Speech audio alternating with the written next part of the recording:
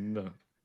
I've been saying it for years that Tarantula is the guy that you should be buying. They all laughed at me, but who's laughing now? Probably the sellers of that comic book. We're going to talk about why coming up next on the Ungraded Truth podcast. Detective Comics set a record for 1.8 million. Nobody really cares. Who are annoyed that people are asking them questions, is this book banned? That question didn't exist a year ago. Somebody's submitting like 25 vintage books and getting 15 9.9s. We always think, how can it ever get crazier? And then it always does. Ladies and gentlemen, welcome back to the #1 collectible show in the universe, The Ungraded Truth. I am Swaggle joined by my esteemed co-hosts. Of course, we have Ryan, Automatic Comics, Manu, the 99 Newsstand, Rob, Neo Cards and Comics. Gentlemen, we got a big show tonight. Lots of topics to get into. But before we do, how are you guys doing? I'm tired. But we're going to fight through it. We're going to fight through it tonight. I'm here and I'm excited about our 1966 Donruss live sale this evening. This is going to be good. The party begin.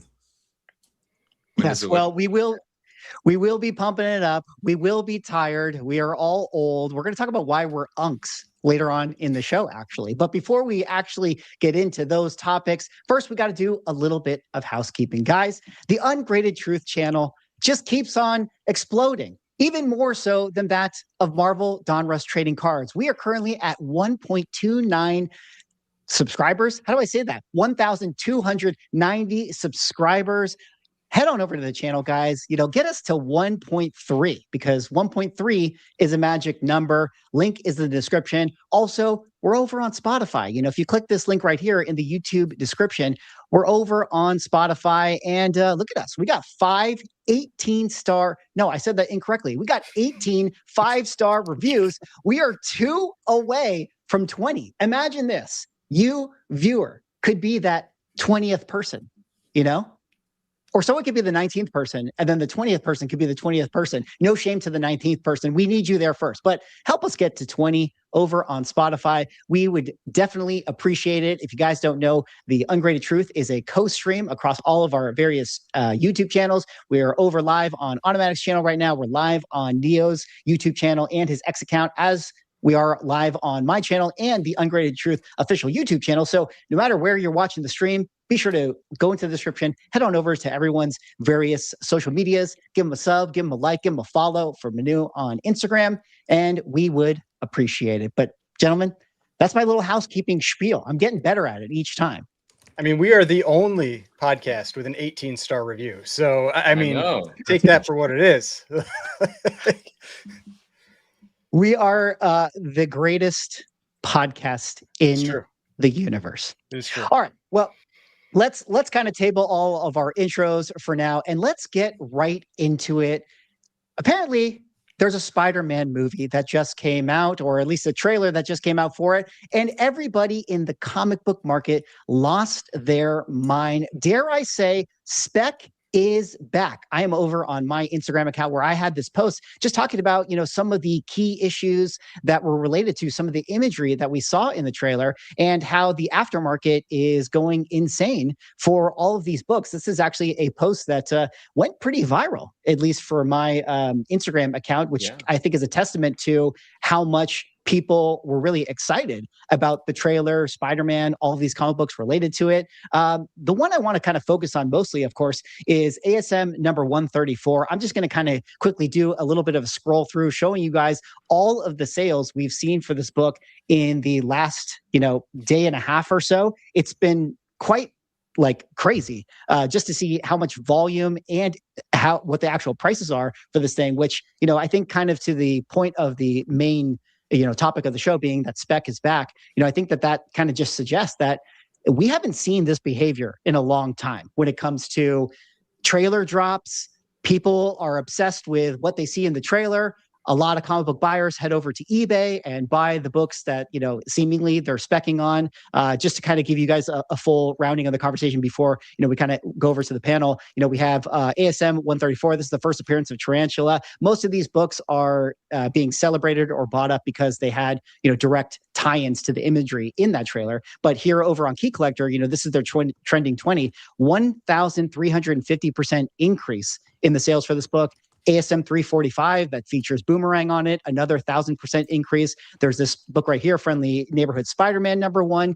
This one has a 733% increase. A lot of other Tarantula books are selling, which I think is hilarious because he always does the same pose on all these covers. Then you have ASM 546, the first Mr. Negative, the name of the movie itself, and a lot of other books like Daredevil and The Hand and things of that nature. But guys, let me just kind of, table some of the other points right now that I want to bring up later and kind of kick it back over to you guys. Did you watch the trailer?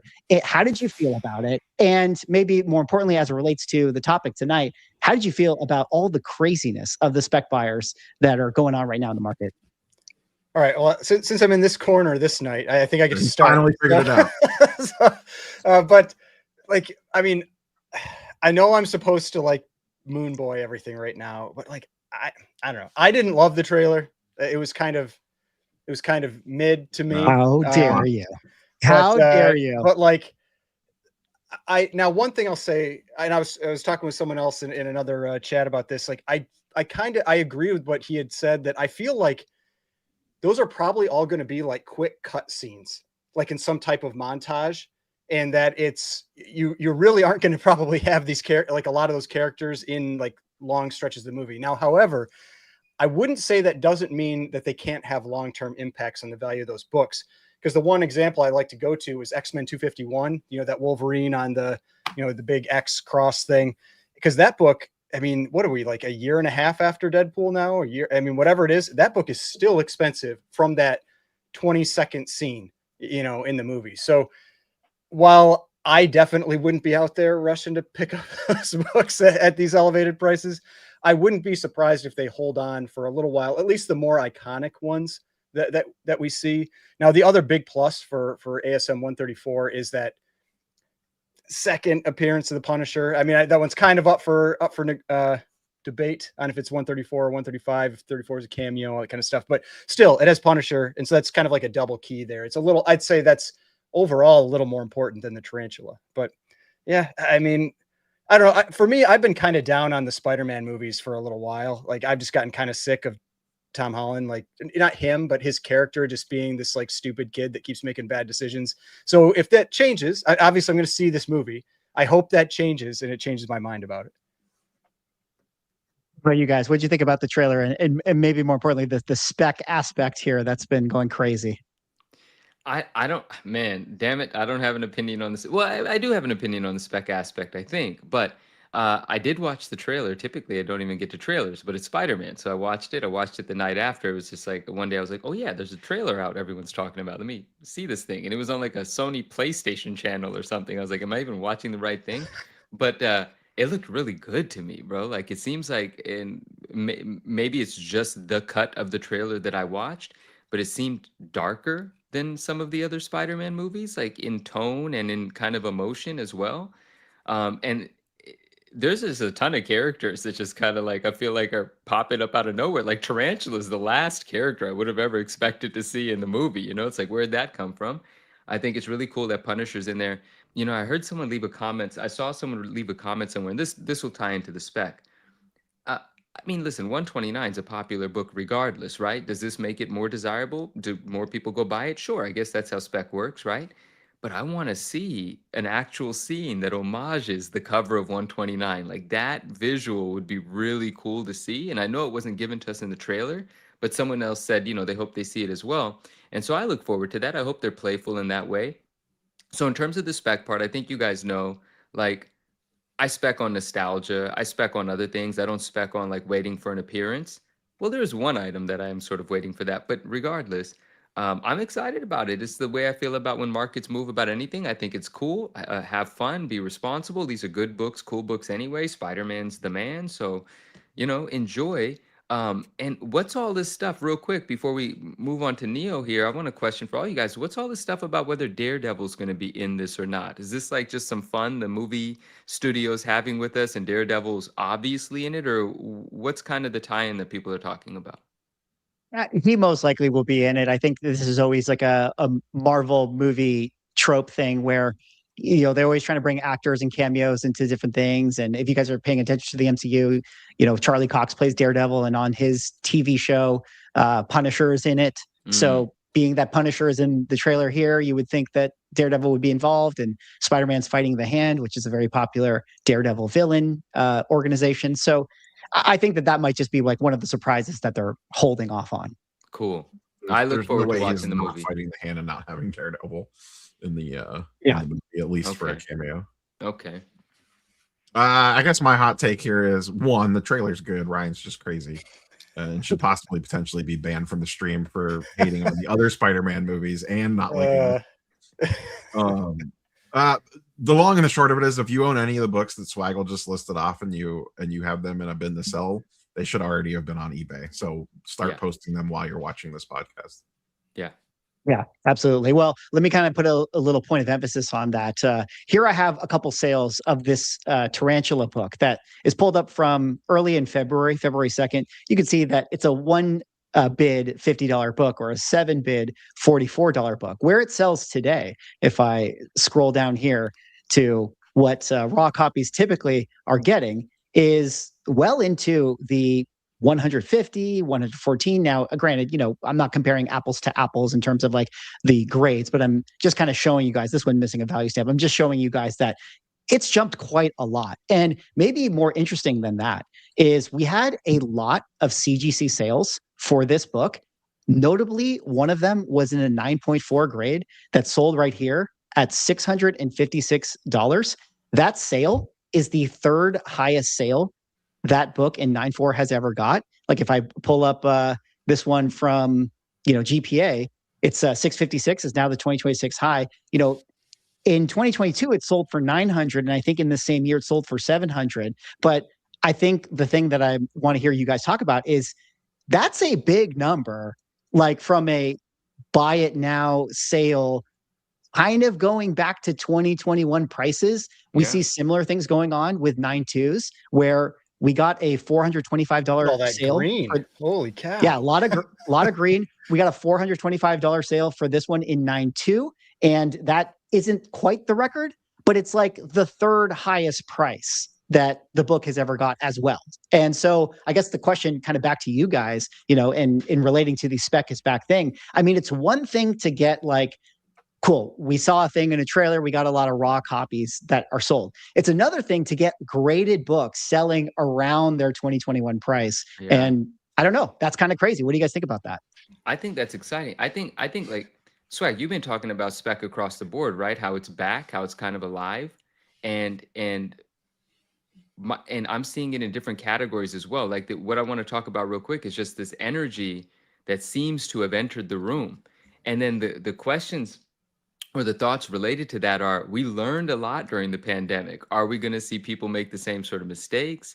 Are there going to be irrational spikes that are just going to be fueled with emotion? If you've got all new people in here again, you might have all new maybe people, they didn't learn. We have a bunch of things happening at once. We have like the Ken Golden effect happening over at his auction house and the eBay stuff, right? And the Netflix stuff with him and how it's pushing his products kind of through the roof. We have what we just saw happen with One Piece and its popularity, rightfully so, but still real interest and real increase in prices.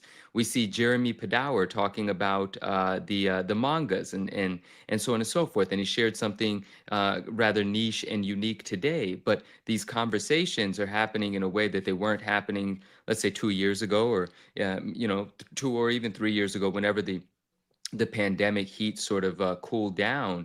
And now we see movie trailers actually moving the values of books, where for a few years we hadn't seen that happen. So whether we talk about specifically the Spider-Man movie or like Dork books or Absolute Batman or anything, the point is across the board almost, we're starting to see an enthusiasm and a willingness to gamble on prices. And I'm not even using the word gamble in a bad way. Like we'll talk about the whatnot lawsuit later, but I'm just saying we're starting to see this. You know what? Let's just jump in. What's the worst that could happen? Let's buy some books.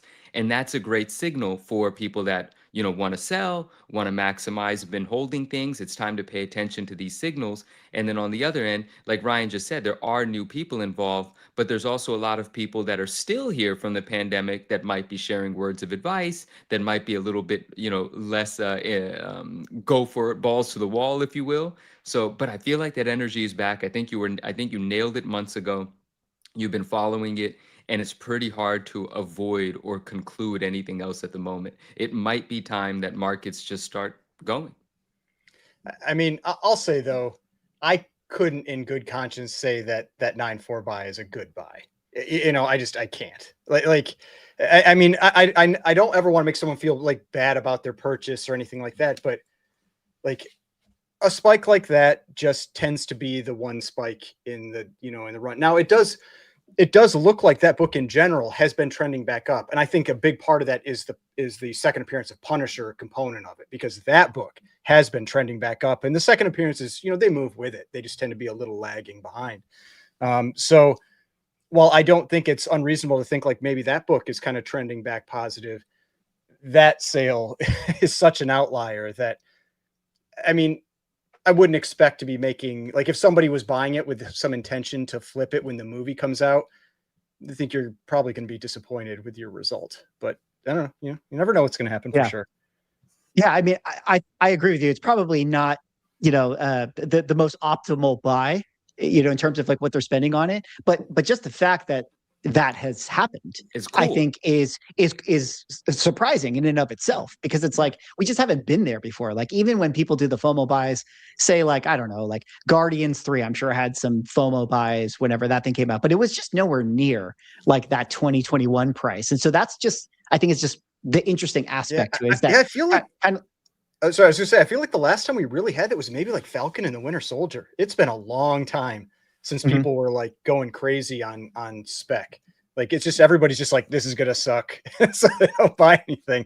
So yeah, I mean, that is a positive. Like it really is a positive, but like, because I mean, I've also noticed with a lot of like Facebook posts and Reddit posts, there are a lot of new people either coming back into the hobby or entering the hobby. They maybe aren't aware of what we went through 5 years ago. And they, you know, I'm not someone like, these people are adults. They can spend their money the way they want. I don't feel like I need to protect someone from something, but it always sucks when you get burned. So you got to be aware of it. But boy, that year and a half was a good time. It was a great year and a half. Yeah, for sure. That was great if you were selling books. What's above the census count on that 9.4? Like, is there a shit ton of 9.6s and 9.8s floating around, or is it pretty limited? I think that the 9.8 might be pretty limited. Let me like kind of pull it up here as a quick look. So that's like potentially. So 9.6 191, 9.8 66. So when's the last time a 9.6 sold? Looks like a 9.6 was 90 days ago for $500. So the 9.4 outsold what the recent 9.6s have been getting. But Rob, I mean, you made mention of the fact, like one of your big predictions was like, you know, it does cards lead the way for comic books? Maybe this is going to be a good year for comic books. Looking like that prediction might be pretty good overall. But I don't know, like, is this like a 2021 vibes again here? Because like, that's when we first, you know, started talking and stuff. And it was like, yeah, are the card people kind of going into comic books again? Like what's kind of your sense here? I don't think we're seeing that, or at least I haven't seen that chatter much. I've seen some people, I mean, I've seen some folks kind of like asking around, but I don't think it's like it was back in the COVID days where everyone was just looking to latch on to the next possible thing. But I've actually, I mean, even this week, I had some conversations with some folks about like some card prices are getting what some folks are thinking of like overinflated. And I had a conversation this week about someone about AF-15 about like, you know, I was looking at getting some cards, but the prices have kind of got ridiculous on some of the stuff that I was looking at. And then I go over and I look at like an AF-15 and the price hasn't really moved that much in the last couple of years. Like, you know, is it a good time to kind of sneak in and snag one or whatever, and whatever grade range you're looking at? So those conversations are happening, but I don't think they're happening around the first appearance of Tarantula. Yeah, I mean, for Right. AF-15, like my opinion on AF-15 is, it is just about like, I mean, nothing is a guarantee, right? But in terms of comics, AF-15 is about as sure of a blue chip type key book as you can ever hope to get. I Yeah. mean, just historic. Now, is it ever going to get back to those prices that it was hitting in the pandemic? Maybe in like 10 or 15 years, maybe then. But it is one of those books that you just look at it long term and it just goes up. Like Spider-Man is the king of comics. He is bigger than Batman. He's bigger than Superman. Like Spider-Man moves the needle. People love collecting Spider-Man. Like I love the Golden Age stuff, but like I still love Spider-Man. like Spider-Man stuff is awesome. It's super fun and it's just nostalgic. Like it's one of the main things I collected when I was a kid, and so I think a lot of people just can connect to him regardless because of the movies and what they collected before. People playing video games now, that have Spider-Man in it. Like there's just a lot that you can connect with. And that, like, man, the AF-15 cover is so good. Like it's so good. Like it's like, it's a key first appearance, but it is also it is one of the best covers of all time. You know what's funny about that is in the trailer, they obviously did the homage to it. Yep. And like you mentioned, Manu, they're like, oh, it's a little bit darker.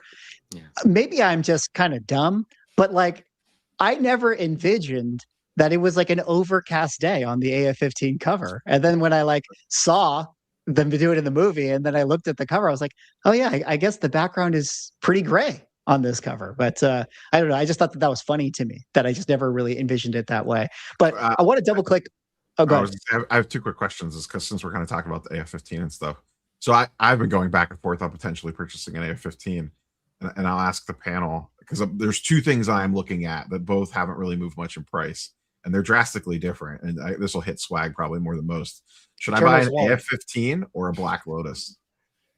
I'd buy an AF-15, but I'm not a Magic guy. So I love a Black Lotus. I think it's awesome. I don't know the liquidity of the Black Lotus as much as like there's not that, depending on what you're looking at, there's not a ton of them. They actually move pretty well. But even like watching, like I do watch Alpha Investments and it sounds like he's been saying like vintage Magic isn't like super awesome right now. It just hasn't done it. It hasn't gone down. It hasn't gone up. It's just sat since COVID. Yeah. Yeah. I'm not really sure. I mean, like I probably personally would rather have an AF-15 because like I'm more into comic collecting. I have some vintage Magic cards, so I'd rather have that. And kind of what Ryan said, I mean, can't go wrong with an AF-15. I mean, you can't go wrong with a Black Lotus as well. If you're going to do vintage Magic, that's always going to be historic. But I have to think that, one thing to just be said, and I'm not saying that the Black Lotus is not this, but with the AF-15, with Ryan, you're talking about it being blue chip and like safest. Like, yeah, there's probably like Golden Age books that are, maybe better and safer to protect your money. But the one nice thing about the AF-15 is you'll always have a buyer. So worst case scenario, if like you ever have to sell it or you need the money back out, like it's probably like within a day you'll get it sold. Whereas like a Golden Age book, you might have to auction a lot of that stuff. So there's a lot of advantages in that sense. Yeah, I mean, I had a 0.5 AF-15 and I listed it for, I don't know what I sold it, I think for like 11.5 or something like that. It was sold within a day. Like I listed it on Instagram and somebody had reached out and they're like, I want that one. It's just like, it's crazy. It's like a 5-figure book and it's just like gone. There's not many comics that in that price range that move like that. Slide into my DMs with those low grade AF-15s. Oh, the second question that I had, I know obviously you talked about this in the video that you did, Swag, like AF-15 didn't move on the price bump even with the homage. I was wondering, did any of like the reprint covers or anything like that get a bump up from that? Like the more affordable, like CGC 9/8 of like, some of those homage covers or I know there's a few popular reprint covers that actually sell for a pretty decent chunk of money. Did those see any bump up just because they're a lower price point and more accessible? I didn't check those ones specifically, but like maybe you're right that like, it tends to be that these like more affordable things are going to be more, impulse buys related to this stuff, but I don't know, Manu, I feel like you look like you were maybe going to say something about that, like, because you had, I know you've had the facsimiles before. Maybe there's one that you've liked to collect out of all of them. But what's your thought on that? That is the thought I was having. Like, it doesn't surprise me that the homage didn't, at least right now, move the price of AF-15. Part of that is because of what Ryan said. The AF-15 doesn't need a movie appearance to be the AF-15. It's sought after as it is. Maybe a copy or two got snatched up faster, but it's a pricey book. It does well in the market, so on and so forth. But no, when Rob just brought up the facsimiles and things, I got to thinking, oh yeah, I'm actually submitting another one. I have a PSA 10 of one of the ones that I really enjoy, which is the facsimile from it's not too long ago. I forget the year, but this copy comes in two versions, one with the barcode and one without. And the one that looks more like the AF-15, of course, is the one without the barcode, right? And the only difference there is where the AF-15, correct me if I'm wrong, says 12 cents. No, does it say 12 cents? It's 12 cents. Yeah. 12 cents. This says $3.99, right? Like, that's how you tell it apart. But it's a really cool one. And it's like, $200 in a 9.8, $300 in a 9.8, depending on if it's barcode or non-barcode. But yeah, maybe those do have more interest right now, because that's a great way to own that image. And so I could imagine the homage spiking those, but makes sense that it might not do much for something that's already really expensive. But that's what got me thinking. I'm going to list one on eBay right now. And you can say I pumped it for you. You're welcome. Sometimes big books can move with movies, though. Like, I remember, like, the first appearance of the Riddler, it really moved with, like, and that's a 5-figure book in almost any grade, and that book did actually move with that last Batman movie. So it can happen, but yeah, I mean, Spider-Man, I don't know if that one little shot is going to move an AF-15. If they dropped an X-Men trailer tomorrow, what do you think the market, like, would it be as crazy as the Spider-Man stuff is? Like, the market's a little warm right now. People are FOMOing a little bit. Like, if obviously it's not we're not even close to that, but just if it happened, would I think it would move more. I think it would move more. I think it would move. I mean, nothing quite beats Spider-Man. Like, I think it actually, this trailer was maybe the third most viewed trailer of all time, like, period, like within the first 24 hours. So it's like, wow. I mean, it's really, they're really capturing kind of like a cultural moment. And speaking of kind of like specking on some of the bigger books, I have to say, and not financial advice, don't listen to me, guys, but like, the way that this trailer moved, and when this movie comes out, let's say that it's at least like a B plus, maybe it's an A- type movie. I think when we get the Avengers Doomsday trailer, and now you have Robert Downey Jr. as Dr. Doom, I mean, like, FF5, like, this might be that time to like find that FF5 if people are going to be this excited about it. And to your point, Neo, we're going to have the old Fox X-Men in that movie as well. So I don't know. We could get like a 1-2 big movie punch this year, which sounds crazy to say it, but I just think that, like, once you hear that Avengers music and you see Robert Downey Jr. again, people are gonna get excited for that. It's probably gonna happen. Did the first appearance of Rogue get any bump up? I saw that there was like people specking on that, like that was her on the bus or whatever. It's not like, it's just such a bad cover. Yeah, Avengers Annual 10 is a cool looking cover, bro. It looks cool, but not it's for a cool looking cover, but not for the first Rogue. appearance of Rogue. Like, that's the thing. And I thought Rogue was the wrong person on the cover every time I've had the book. I even had it in my childhood collection for some reason. Yeah, it's not the silhouetted person. Yeah. No, it's the green hair. I mean, like, the green outfit in the back. Like, yeah, I didn't even realize that until recently, well, a year ago or so. I didn't know if that moved at all or not, because there's that like one picture of a girl sitting on a bus and she has the white streak in her hair. I would say that it probably did not move enough. Like, if people didn't, I don't think, connected the dots enough. But I will just quickly scroll down. I mean, we talked about some of these books on Key Collector. This is their trending 20. So the ones that moved, you have the first Boomerang, the hand right here. You had Bagman. You had Tombstone, his first appearance. You had I guess, a Death of Green Goblin. More Tarantula, more Venom, and you had the Scorpion, who also made an appearance in this. I thought it was kind of funny that of all the random Scorpion books, like, we have been getting teased the Scorpion for like 10 years. I feel like it's been forever. Exactly. That's also a great cover. It's funny because, like, this one moved, but at the time in which I did my video, I didn't see many ASM 20s move, but maybe that has changed. And then, of course, the Punisher getting a little bit of love too. So I don't know if anyone kind of jumped on the Avengers Annual train. Someone, I don't know if you want to pull it up. Someone said Avengers Annual 10 is almost all green on GPA. Nice. Oh, shout out to Philip right here. Well, there you go. It's a dope book. Yeah, shout out Phil. It's a dope book. I mean, my thought on the X-Men spec though is just that, like, I feel like people are generally expecting Spider-Man. Like, I know Derek said like people have been kind of specking on mutants for a while, but I don't think there's been like the hype for it. Like, I think if we see something cool on screen with them, I do think that would be a big mover for a lot. And there's so many books tied to the X-Men that could potentially. That's the thing. There's so many like random characters that people love. Yeah, that could go crazy. Well, let's kind of put a fine bullet point on it. I mean, I say it in jest on our thumbnail with Spec being back, but is it kind of unironically in a way? Do you guys think so? Or is this just like a flash in the pan sort of moment? I don't know. I do think, I mean, we've been seeing it again. Like, I mean, we've talked about this a number of times. Like it has felt different for like the last 4 months or so.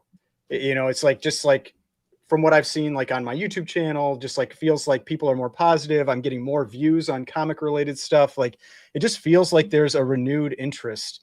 In general, I've seen sales have increased for stuff I'm selling. Like, I mean, it does. And we have all the image spec that's been popping off, I mean, stuff that we haven't had happen for, since, I mean, 2021 was very focused spec, but like the other type of stuff, like probably haven't really had since like 2019.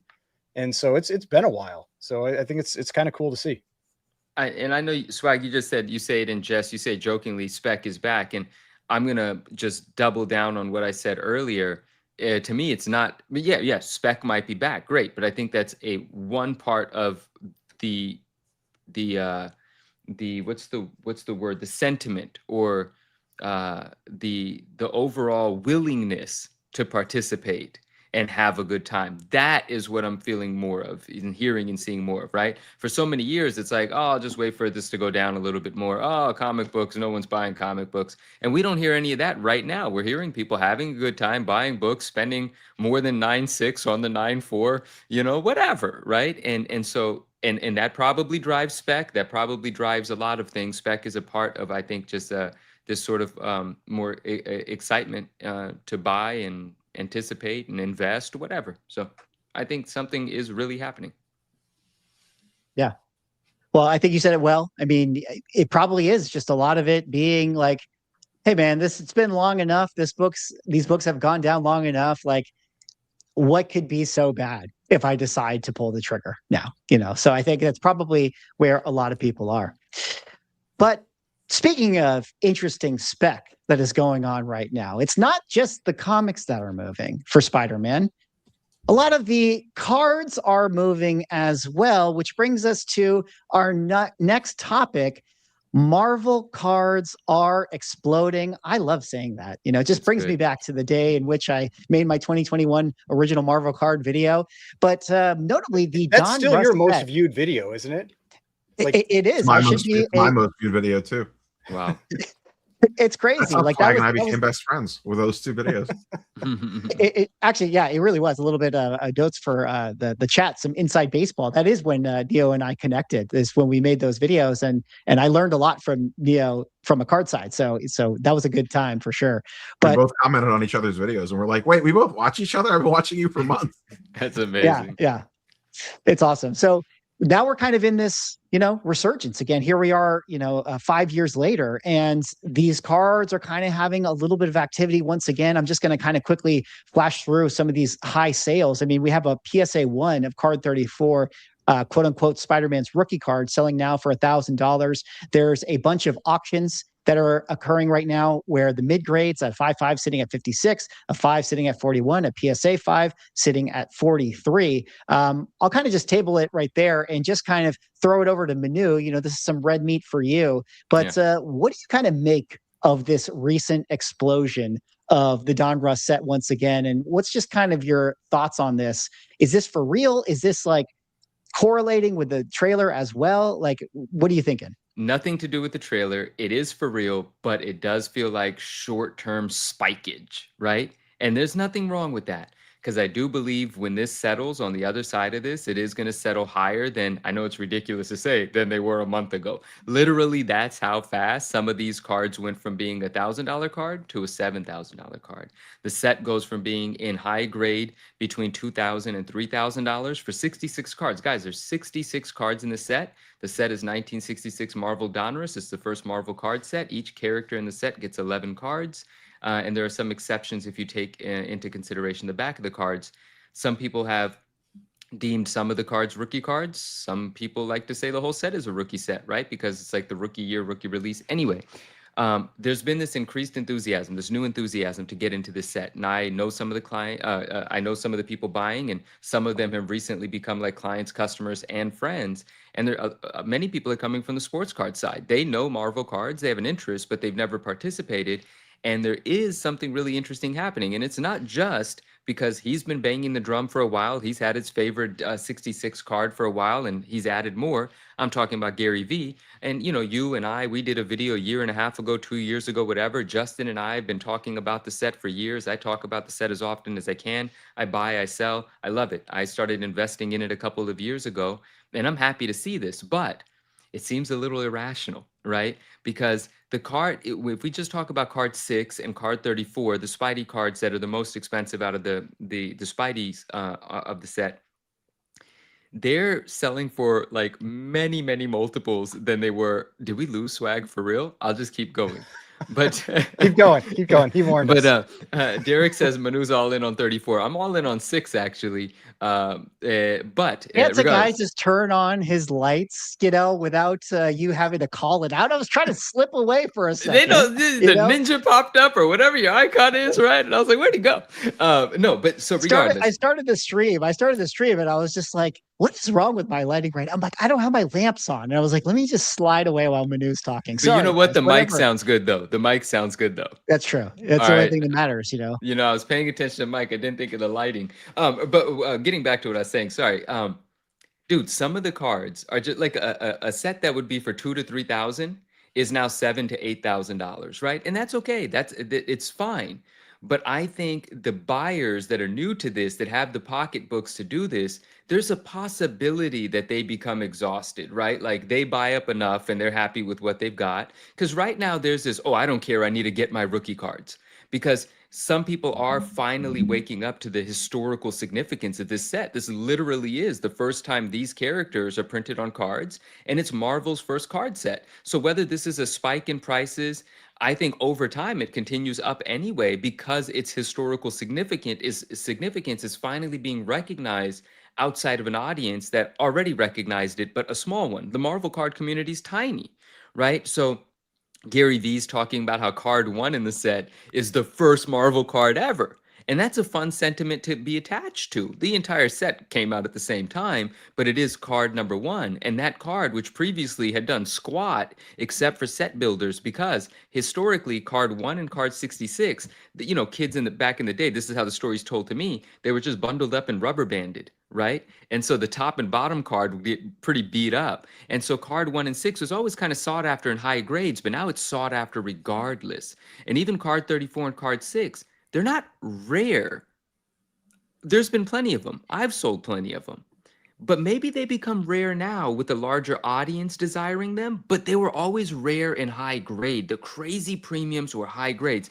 Card 34, and guys, I'm sorry, I'm going, but like, I'll stop. I really love this set and I love what's happening. But there is a chance that prices come down, but they'll continue up, is my belief. But card 34 only has 2 PSA 10s. They're both owned by the same individual.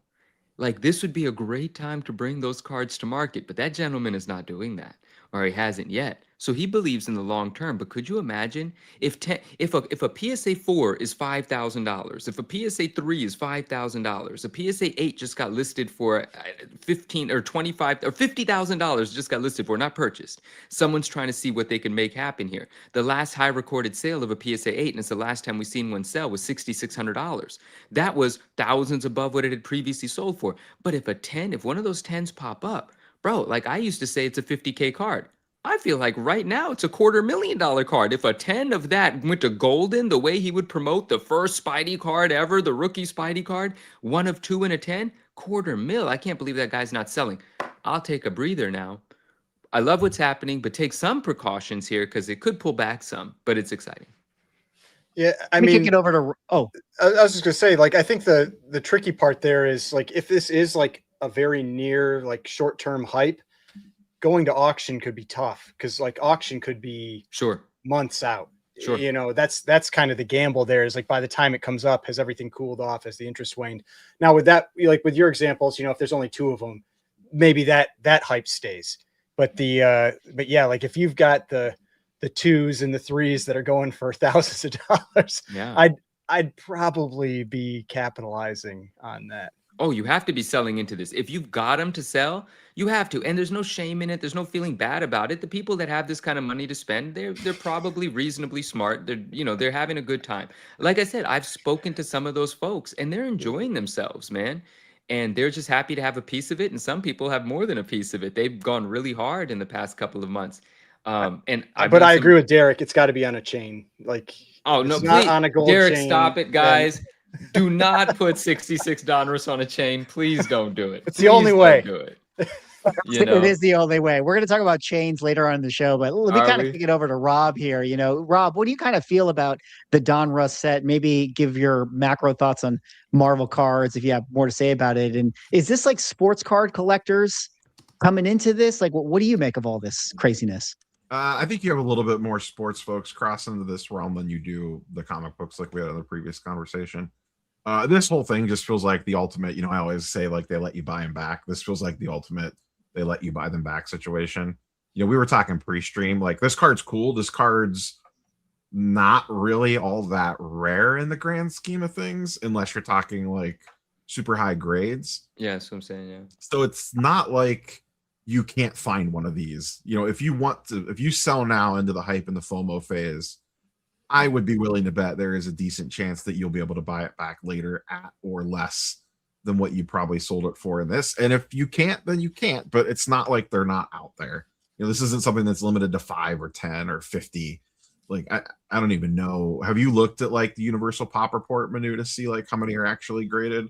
I know there's we can pull them up right now, but I mean there's hundreds graded of card 34. But there are only 2 10s off of memory. I think there might be 9 9s. And I think there's 30 or 35 8s. Does it stand to be said, though? I'm about to pull up the pop report, but like relatively speaking, yes, it's not rare, especially when we're talking from a kind of a comic book comparison here. But it is pretty rare relative for sports cards, right? Yes. Especially if you're talking like, you know, gray hat Pikachu level of rare here. Wow, Right? I mean, the tough thing there, though, is like that's what got card collectors into comics in the first place. They're like, oh, these pop reports are so different. And then they just learn, oh, they're what's different. The card number on that menu? Because there's not as many people 34. You know, that are buying. You got to look at the Universal Pop, not the PSA Pop. That's making a mistake there. Where should I look at the Universal Pop? Oh, I was speaking specifically PSA. So, but oh, I was right though. 2, 9, and 30 for the 10s.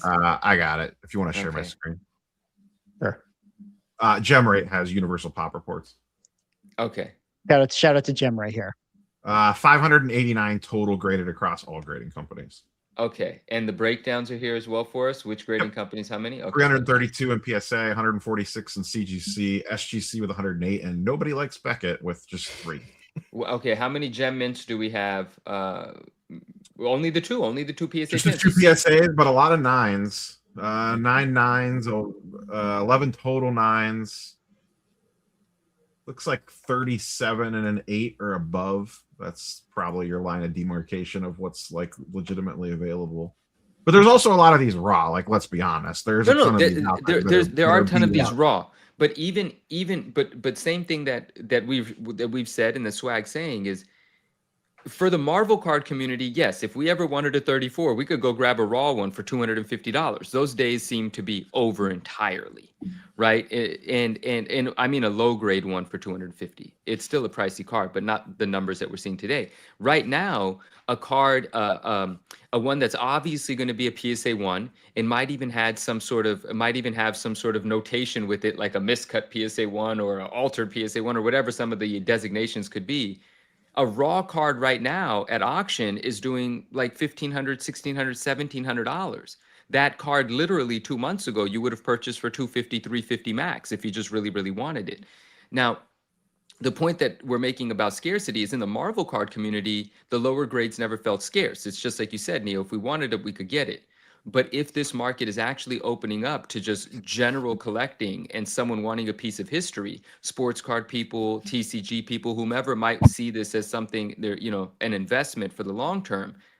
In that regard, if that demand, because I don't know the size of that demand could make the card scarce. It hasn't been scarce before. That demand could, but that demand just beginning has certainly brought a bunch of them onto eBay. This is more than we've ever seen on eBay. Can we take a moment? Is this in poor taste? Swag, have you been watching the chat? There's Como has just said, "Rest in peace, Sam Keith," and I just wanted. I didn't. I don't even want that. Huh? It just happened. Rest in peace. That's awful. I do not want that to be the truth. Sam's one of the most. Sam Keith is one of the most amazing artists. One of my favorites. So many people's favorites. Has nothing to do with me. So many people's favorites, and just want to take. It doesn't like it's true. I double checked real quick. All right, let's rest. At least according to Google.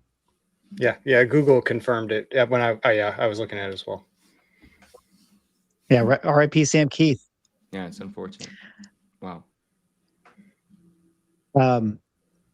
Were you saying, Manu, about the card here? It might become scarce with the new audience of buyers, but it hasn't been scarce before, right? But if people want to buy it and hold it, it might. But what I was telling you about when we were talking about how quickly people should bring these cards to market, so on and so forth. Like, you have to strike while the iron's hot, because the prices now, just the asking prices, are so ridiculous.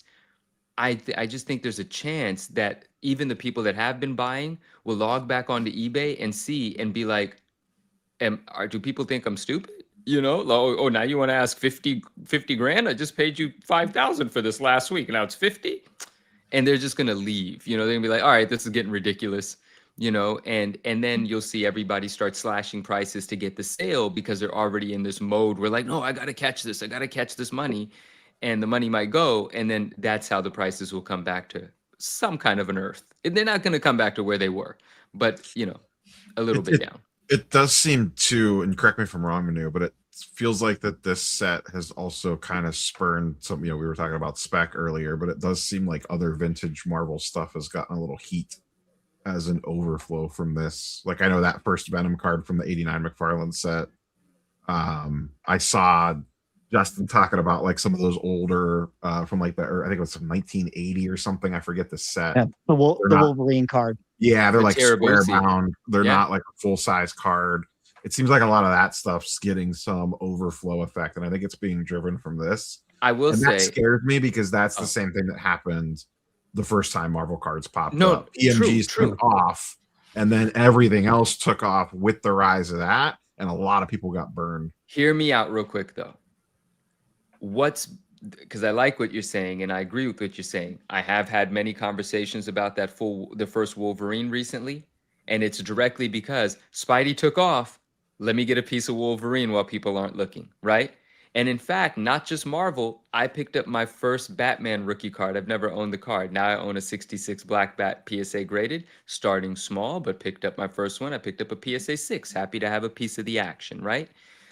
It's just a rookie card that I never owned, and I'm happy to have it. I think it's very cool.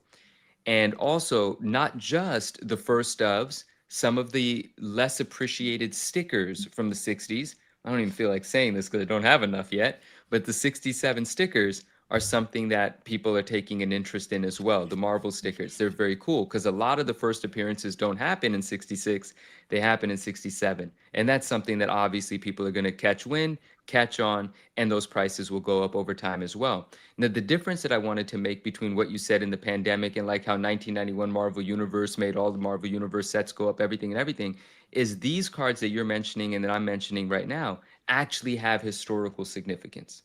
They're actually the first time those characters appear. So I look at it more as if finally people are starting to let's not assume some of these cards weren't always expensive. These cards in high grade are ghosts and are expensive, but now people want them so that they can say they own that first appearance on card. And I think that's a significance that even if, prices get a little out of hand and pull back, it's going to maintain its value over time because it truly represents something, a first of some sort. So I think that's a bit of a difference there. When the first go around during the pandemic, a lot of this education wasn't out. People were going for what they remembered. This is stuff people have learned about recently. When the pandemic first hit, I had no idea 1966 was a Marvel card set. I'm not the only person like that. Now, way more people know of 1966 than in 2020. And that's a difference, right? So they might go a little balls to the wall, but for something more significant. Or you just totally throw strays at 90 MU. Okay. No, I love it. I want to point out that, even with the ridiculousness that was 2021 and all the cards that were sent in, honestly, the PSA 10 rate is not that high for the holograms. All of those cards. Well, even for the regular sets. Okay. It like I'm not saying that those are going to be like impossible, but no, they are. Yeah. Not to say that the regular sets are going to be that valuable, but like it's still like it's like whatever 20% 10 rate or something like that. But like you guys said, the holograms are really difficult to find, and I don't know. I think it'd be cool if everybody was, interested in the holograms once again. But I don't want to go. Maybe start arbitraging over to CGC. That's what I've been seeing people doing. They're taking the PSA like 9s and 8s and regrade them at CGC to get 10s. I don't know if they still have it or not. I know someone that put together the PSA 10 hologram set. Yeah. Of 90 MU. Wow. And that's I know a guy that has two of them, two of the hologram sets of 90 MU. In a PSA 10. I mean, it might be the same person. You and I might be talking about the same person, Rob. I don't know. Let me kind of push this conversation just a slightly different path. We're still going to talk about the cards here. Yeah. Just a point of emphasis. It does. It's important to bring up that these 3 cards went up for sale a few days back. At auction. And they immediately jumped up to 56, 41. This one was at 41 when it initially got listed. We haven't seen many bids come in, if any bids come in the last, 3-4 days or whatever. And there's 1 day left on these. I think it'll be very telling, like kind of where this all shakes out. If when these cards end, do they get any more bids or does it just end right here? And it's my speculation that they're actually going to end right here. Like maybe if they get a bid, it'll be 1 or 2 more. Can you click on one of those? What does the bid history look like? Do we know what kicked these off? Like, Gary V. Is there something that caused these to? Yeah, Gary V started. Mostly Gary V. It had a lot to do with Gary V, and then it was a domino effect, right? Because it finally got into the minds of some of the sports card guys to go after it. And then they started contacting some of the Marvel card guys about where they were, and one thing led to another, and a lot of buying started to happen. So just to point Rob's question here for this particular one, lots of bids on the 12th, lots of bids on the 13th, tons and tons. And then I was more curious about the buyer feedbacks. Like those look legit. Oh, I see. Oh, there's real buyers. On the top one, scroll all the way Not up. a bunch of zero. Yeah, zero. Scroll all the way up and click on. feedbacks. Click on that. What do you see here? Who's this eBay seller? Wolverine Comic Shop. What up, my man? He's asking. Stop scrolling down. Items bid. That's I mean, what I'm looking at there is the bid activity percentage with this seller. If you ever see that at like 90+ %, that's usually a red flag. Oh, that means he bids on a lot of his own stuff. Wait, can you bid on your own stuff on eBay? Well, no, but it usually means they're bidding on a lot of the same person's stuff, meaning maybe they're like someone else's, like another account, like, but closely related. So to that point, then, these bids seem legit. But yeah, a lot of activity up to March 13th, getting it to 5,000. And since then, we've had 3 bids come in. So let's talk about that swag real quick. Most people don't bid on eBay. Was this like a 9-day auction or something? Like when? I believe it was a 7-day auction because it's got 1 day left. So it's going to end. The bidding started on like tomorrow. the 11th or the 12th. It looks like it started a week ago. It's going to end on Sunday. So that means like it started on Sunday, probably going to end on Sunday. Okay. Or tomorrow. It's the same account selling both cards. Yeah, those the same two account here. CGCs are the same account, right? Yeah. Absolutely. It's amazing that a That's a ton CGC of 55. 8K feedback on eBay is a massive amount. Holy shit. Yeah. So I don't know if you wanted to say more about this, Manu, before I kind of push it towards one other aspect here. No, I think you and I have talked about it. This could have been a 4 or 5 day moment that you had to cast a net to catch some of the irrational spending, if that is what it is. And this could be people that got caught up and they started bidding, and then they saw more of them come to market, and they're just like, "Oh, let me pump the brakes." It could be that. It could be, and there could be a decline after this, or we'll just wait and see, or maybe it enthusiastically got to. Dude, $5,655 for a CGC 55 is nothing to sneeze at. I don't think that no one would have imagined that price for that card anytime in the near future, right? And so, like, even if it stops flat here, that's a great number for that card. Definitely. Well, I think it's interesting, some of the things you guys were saying about people recognizing the card values and the excitement of people getting into cards. Shout out to Hakes Auctions here, who recently had a world record for the 1940 Superman card, 36, in a CGC 15 that sold for, say, roughly $30,000. This is the card that is recognized as Superman's first appearance. And so it's kind of interesting that you have a lot of this type of money going into these types of things. There was a Facebook meme that I thought was pretty funny and relevant. That was like, would you rather have for 10K the 0.5 of 15 or seemingly what some of these card 34s might start to get? And then lastly here, I talked about this post in my video, but someone brought up the fact that a 9.8 of New Mutants 98, which, of course, if you guys don't know, is the first appearance of Deadpool in his comic book form, but it is the first appearance, sold around $900. And then a PSA 10 Deadpool rookie card sold for roughly around that same price. So here you have the card being the same price as his actual first appearance in the comic books. And there was a lot of, people in the comments saying like, oh, you can't compare a PSA 10 to a CGC 9.8 because a 10 is a perfect grade. And I was just like, okay, like I can't believe people actually think that or saying that. Like a 10 seems like an accurate comparison to a 9.8. It is. But it absolutely either way, is the comparison. That card is Yeah, very either way- hard to gem. Yeah, I think there's not only too like many. 40. There's 40 on the census, but 40 and it Ryan, has a let me 3% gem rate.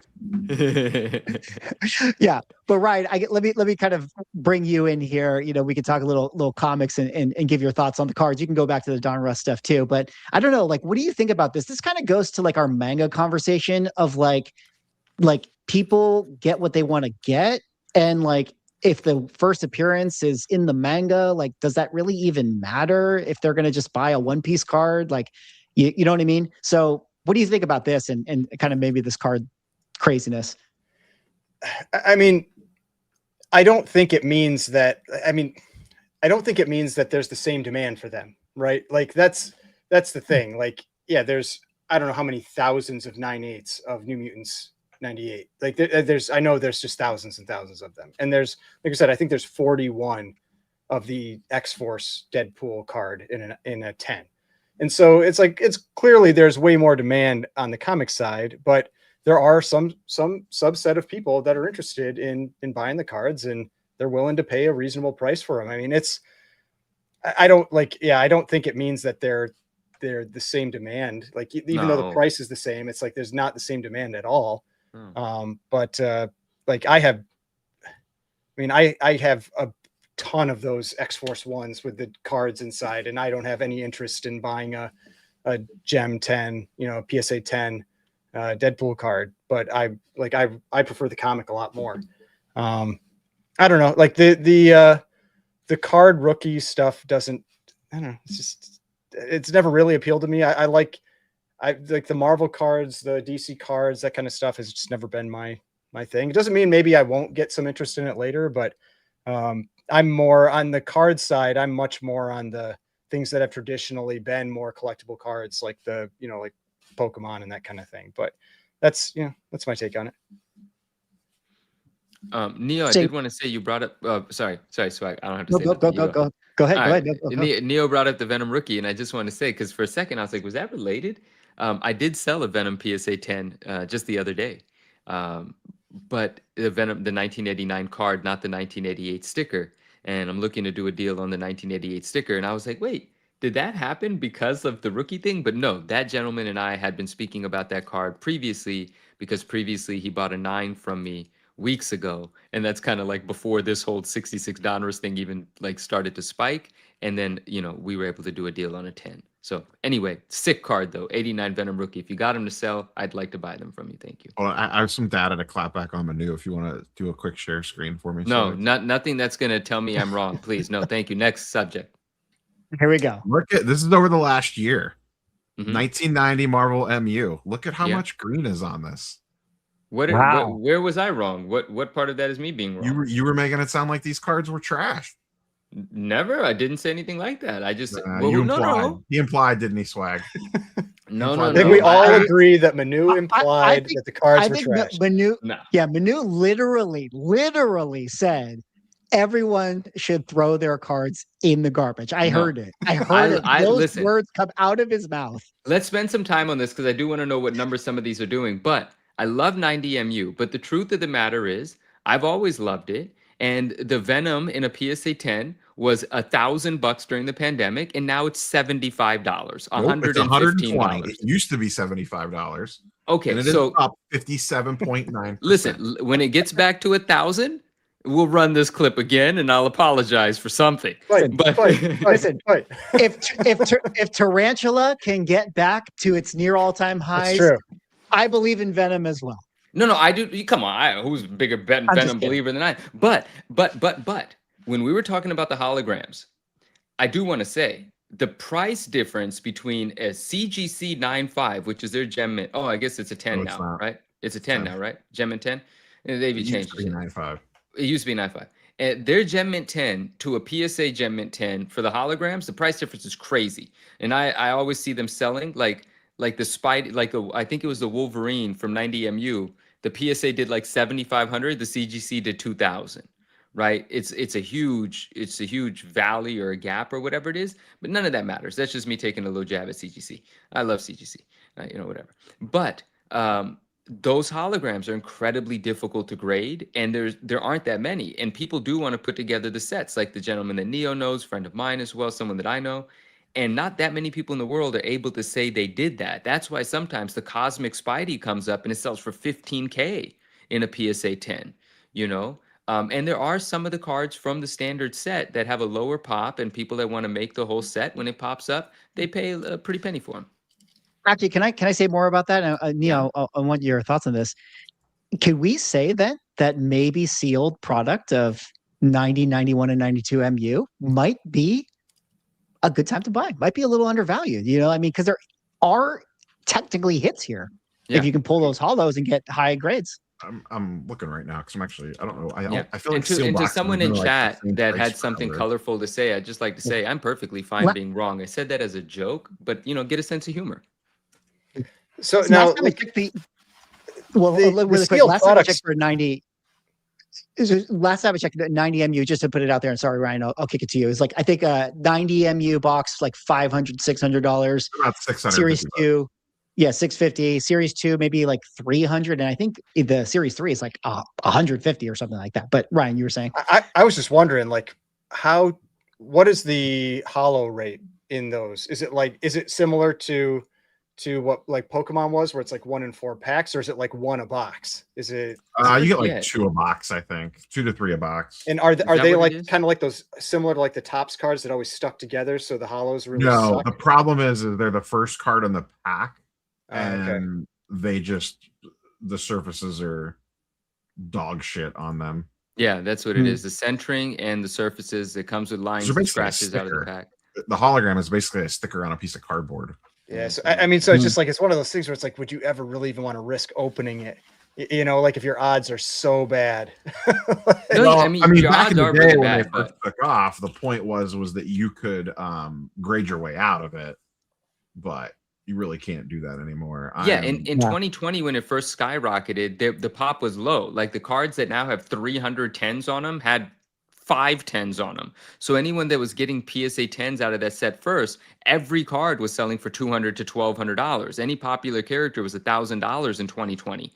It's just once PSA opened back up and all the cards got graded and added to the pop, that's when the pop exploded and prices declined as a result. What are we laughing at here? Surface issues, give it to Tag. That's funny. Can AI not pick it up?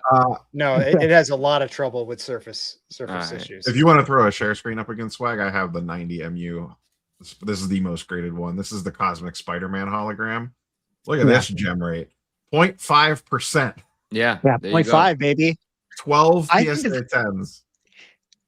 That's awesome to me, though. Out of 2,300 total graded. See, that's why I said send them to CGC. You get those 10s. You buy the 9s or the 8s. They're a whopping 1.6%. So good luck with that. No, the CGC ones. Oh, 4.6. Sorry. Yeah. Yeah, you're cross grade, baby. Cross grade. You cross grade the 9 or the 8 PSA and see if you can get the 10 CGC. Hey, that's actually not, I mean, if that's going to happen, if you're going to get the 10 CGC, even if it's going to sell for a quarter of what the PSA 10 is going to sell for, it's still going to be 5 times what the PSA 8 would have sold for. CGC is a little easier on the scratches. So like that's how you make, like if you find one that's light on scratching, like you might have a decent shot. Interesting. I've never submitted a card for grading to CGC, although I have CGC graded cards. So I've been watching some channels lately where they basically, that's what they do. They buy PSA 8s and 9s and they submit them to CGC to try to get 10s. And they, it doesn't sell for nearly as much as a PSA 10, but it sells for a lot more than the PSA 8 or 9. Right. Rob, what are you showing us? I see a Cosmic Spidey up there and I see an MU box. That's what you're showing us? I just thought he was showing us the back of his head. When I got scammed. Oh, dude. That was a legendary video. With the scam box? That's it. I kept it. That's right there. Shit. Oh man. Yeah. I gotta say, that does scare me a little bit, but after making my own video, I was starting to drink my own Kool-Aid. I was getting excited. Like maybe I should buy some sealed product and rip some boxes. I was kind of feeling it. But very interesting to see, how the Marvel card market is moving. I think if you got the Donruss set, you probably want to sell into this hype, but I'd love it if we get another Marvel card explosion for the next year or so. Definitely be cool to see coming. It's coming. Let's have fun. Yeah. But shout out to Stony Maloney 1 with the $4.99. Get the stream to 50 likes. I agree, Stony. Thank you for that. And Jose says for the $10, a message from my wife to Swag: spray paint your Swagahoss sign cord black. Listen, all right. I've seen this comment before. Somebody has pointed it out. I'll point it out to you guys. See how like my sign has that cord right there? Now I see it. I didn't know it before, but now I can't not see it. I'm sorry that the cord is there. Like I feel like my background's pretty good. That's my one little flaw right there. Maybe you don't have a sweet pipe coming out of your wall. Yeah, at least it's not a pipe. But Swag, why not just do what our friend said? Let's spray paint that thing. I'll be over there later. We'll spray paint. We'll have spray paint. All right, spray paint. I think it'd probably be a little more efficient for me to put like black tape. That might be easy. Yeah, that might be a good solution. Yeah. Let's ease up on the background shaming. Okay. Yeah. Sorry. I didn't mean I still have a Christmas wreath up. I mean, what are we doing?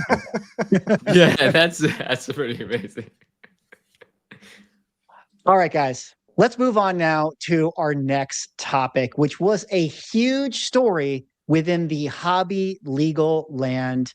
But we got a whatnot lawsuit to talk about. Now, I'm not going to fully recap the story. I'm sure a lot of you guys have already heard about it. But suffice to say, friend of the channel, Paul Lesko, otherwise known as the Hobby Lawyer, actually has put together a lawsuit against Whatnot for accusing them of being an illegal gambling operation. I want to read a couple quotes from this article over on Sports Collect Digest, and then we'll kind of set up the conversation and see what you guys sort of think about it. But this is what Paul actually had to say in this. It's our belief that the way Whatnot runs its randomized breaks and the way that it does its repacks breaks, its Violative of contest, lottery, and sweepstake laws, Lesko said. The repacks themselves are additionally illegal because under California law, which when you're agreeing to terms of service, you're agreeing to California law, it outlaws what is called a prohibition on sports card grab bags, which we believe is a direct read on repacks.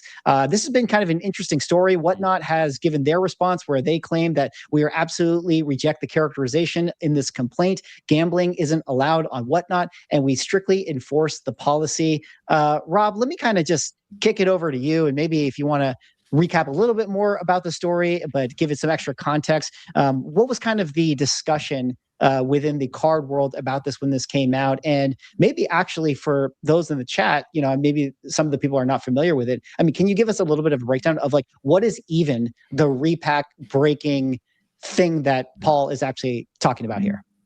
Yeah, so I think the key distinction to make, well, there's a couple things. One, what he's really going after isn't so much that like breaks are gambling.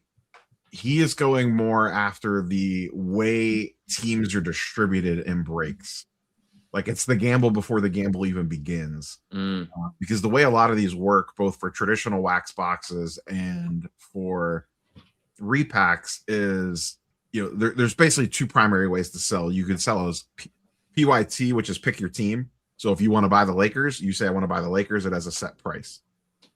Most of them are random teams.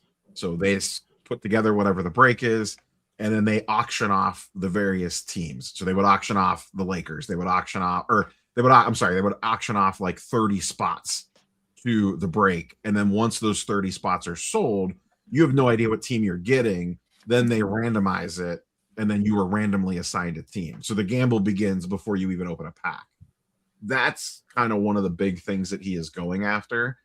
The other thing that he's going after on the repack side of things is there is a California law on the books that I did a video on like 3 or 4 years ago that if you read it, it basically says repacks are 100% illegal. Like the arena clubs, the courtyards, all of that stuff, it does not fly in the face of this law. It's just one of those things that nobody actually wants to enforce. So he's kind of looping that in as well.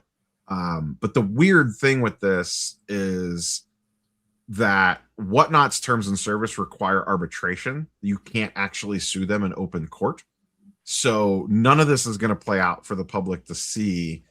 And no matter what happens, there won't really be any legal precedent set because it's not like a case on the books that if, say, Paul Lesko thrashes them, that someone else can take that and then go, well, I'm going to use this precedent to go after eBay Live or Fanatics Live or one of these other ones.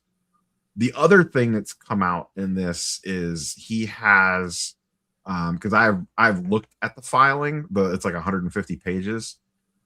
He has very explicit evidence of just straight out fraud where the breaker is literally texting people being like, you want to bid on this team, it has the case hit in it or whatever on the repacks side of things, because they could technically know what's where, when they're putting these things together, because it's a handmade product.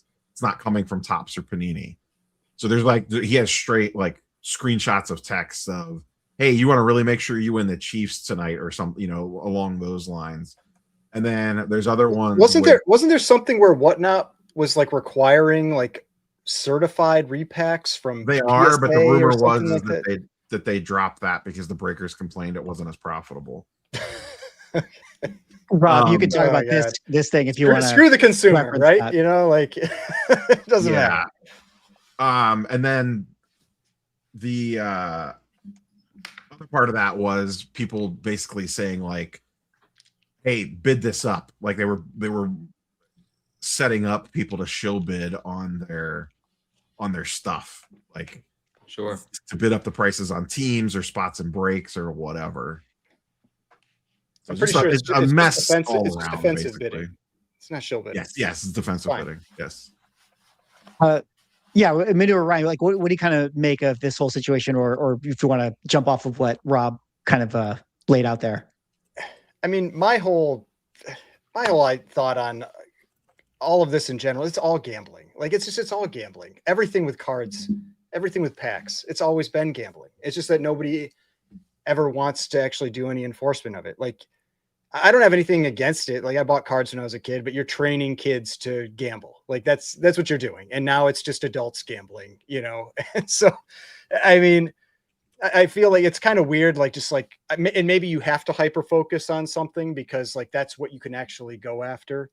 But to me, all of it, like if you are paying a small amount of money on the chance to get a larger amount of money, you are gambling, whether that's packs or blind bags or Courtyard IO or, you know, the what is it, GameStop power packs or any of this stuff. Like it's all gambling. Like, I mean, I don't know how it can be looked at any other way. But I don't think anybody probably really has the stomach to do the enforcement that would be necessary for it. And I imagine there's a lot of money out there that's going to push against any type of enforcement. So I don't have the a lot government of figures out how much money they can make in taxes off all this. that. Yeah, that's the question. If they actually, if there's a financial benefit, but still, like, man, like to me, like, how do you even justify having packs of cards being sold to kids? You know, like you can be like, oh, they're, you know, they want to play the game, but I mean, we heard, what was it, the Upper Deck CEO that said his son stood over the garbage can and just opened the packs and threw everything in there except the hits. Like they are not buying these things to put together sets, you know, for the most part. Like some people are, but you're gambling for the hits. Like that's what it is. And so the legalese around box cards versus repacks is the whole no purchase necessary, like, you know what you're buying, things like that. Like there is a legal distinction between those two, that it might not make sense, but there is a legal distinction between a sealed box of 90 MU versus buying into a repack of 90 MU. Yeah, I think you're right. The repack thing, because to put a extra point on that, it does seem like the reason that those things are okay, or if Magic the Gathering sells sets or whatever, is because they as a company are disclosing, you know, what the actual pull rates are for these things. But the repacks, like no one's enforcing that stuff. But so how does that not make it gambling though? Like casinos, you know your rate, you know what the odds are for things, but it's still gambling. It's still gambling. I don't think Paul Lesko is saying that it's gambling, sue them. I think we all know it's gambling. Everyone knows it's gambling. And I don't know enough about it to speak like, but I think Paul Lesko is saying that the mechanism of the repacks is unfair. Like it has. Well, it's not just the repack; it's regular breaks too. It's well, like I said at the top, it's the method that the slots are being assigned is the gamble, not the opening of the product. Okay, so let me catch up then. Okay. Okay. No, please. Well, please no, I'm learning from you guys. Well, he also just pointed out that the system itself, you know, just the fast, auction starts, like the short times, the fact that you have somebody that's, you know, being this influencer that's pushing it, all of the stuff that, you know, everyone has complained about with Whatnot before, and that there's no warnings that are on the, you know, app itself when you log into it. So basically, as foolish as this is going to sound, basically everything that, you know, some people complain about that I don't, you know, it's not the I, but you know this, Swag, and we've talked about this. And there are friends of mine that are great sellers on Whatnot. There are great environments to be a part of a Whatnot, but I fucking hate Whatnots. All that yelling and screaming to sell something, it's just cringe. It's annoying. It's irritating. All of the uneducated purchases that take place because the guy on the screen or the gal is lying blatantly about what this thing is worth, and people are bidding it up, and there's this enthusiasm, there's this make-believe camaraderie in the chat, the GGs, the congratulations, and all of this nonsense. When you turn your phone off, I bet you're more depressed. I bet you're more depressed. I bet the hype from that purchase goes away. The dopamine from that purchase goes away. And you're looking for the next thing to get that's that. Why you got to log back in and buy again. And that's exactly right. And so this is what that's actually what Paul talked about. That's the point. Cycle. Yeah. The point is this thing is designed in that way to capture that sort of whatever emotional void an individual is trying to fill, to capture it and keep them sort of addicted to the system. And I've always been a complainer of this. I've always hated it. I think it's distasteful. I think it's disgusting. And this is the first time that someone's trying to say like, oh, someone should do something about it. And so I don't want to sound like the hater against Whatnot, because again, there are reasonable, responsible people on that platform as well. But there's a lot of bullshit that goes on there, completely has been for a long time. And I like that somebody is taking an official stance against it. So I'm not saying I'm hating on them. I'm always hating on them. I don't like Whatnot. But I like that somebody is trying to take a more professional approach to creating this awareness. Is it going to get anywhere? Is it going to do something? I don't know. People like gambling. People like the rush of it. People like doing dumb shit. So I really don't know. But I do agree that Whatnot is kind of a cesspool.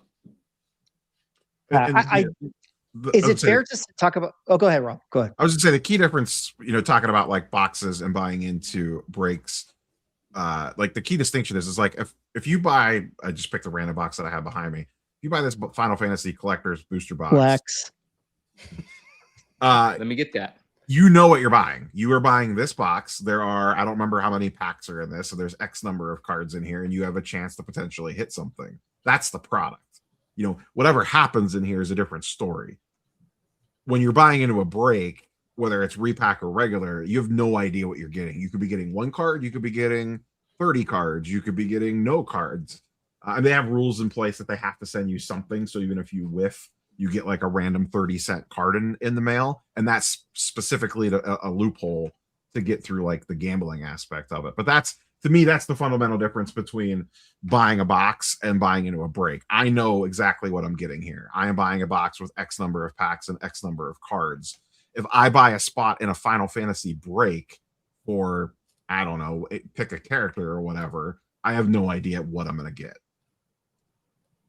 Well, let's double click on that, Rob, because let's say that repacks become problematic here, because to me, I'm like, yeah, I understand new product, you're ripping it, we understand, but a repacks, this is where it gets dangerous. And then let's talk about maybe the house of cards that sort of comes with this, because as we all know, like sort of the repack infrastructure in a lot of ways is keeping afloat of like the entire card hobby. I mean, this is like, the AI explosion within the stock market. It's like almost like similar here, that if it goes away, then like, what does that mean for I was the entire told hobby? that cards And only go up. So they do only go up if people can do repacks. So Rob, say more about that. Like, what do you think about this? Is there too much money that's going to actually defend this? Like kind of what Ryan was saying.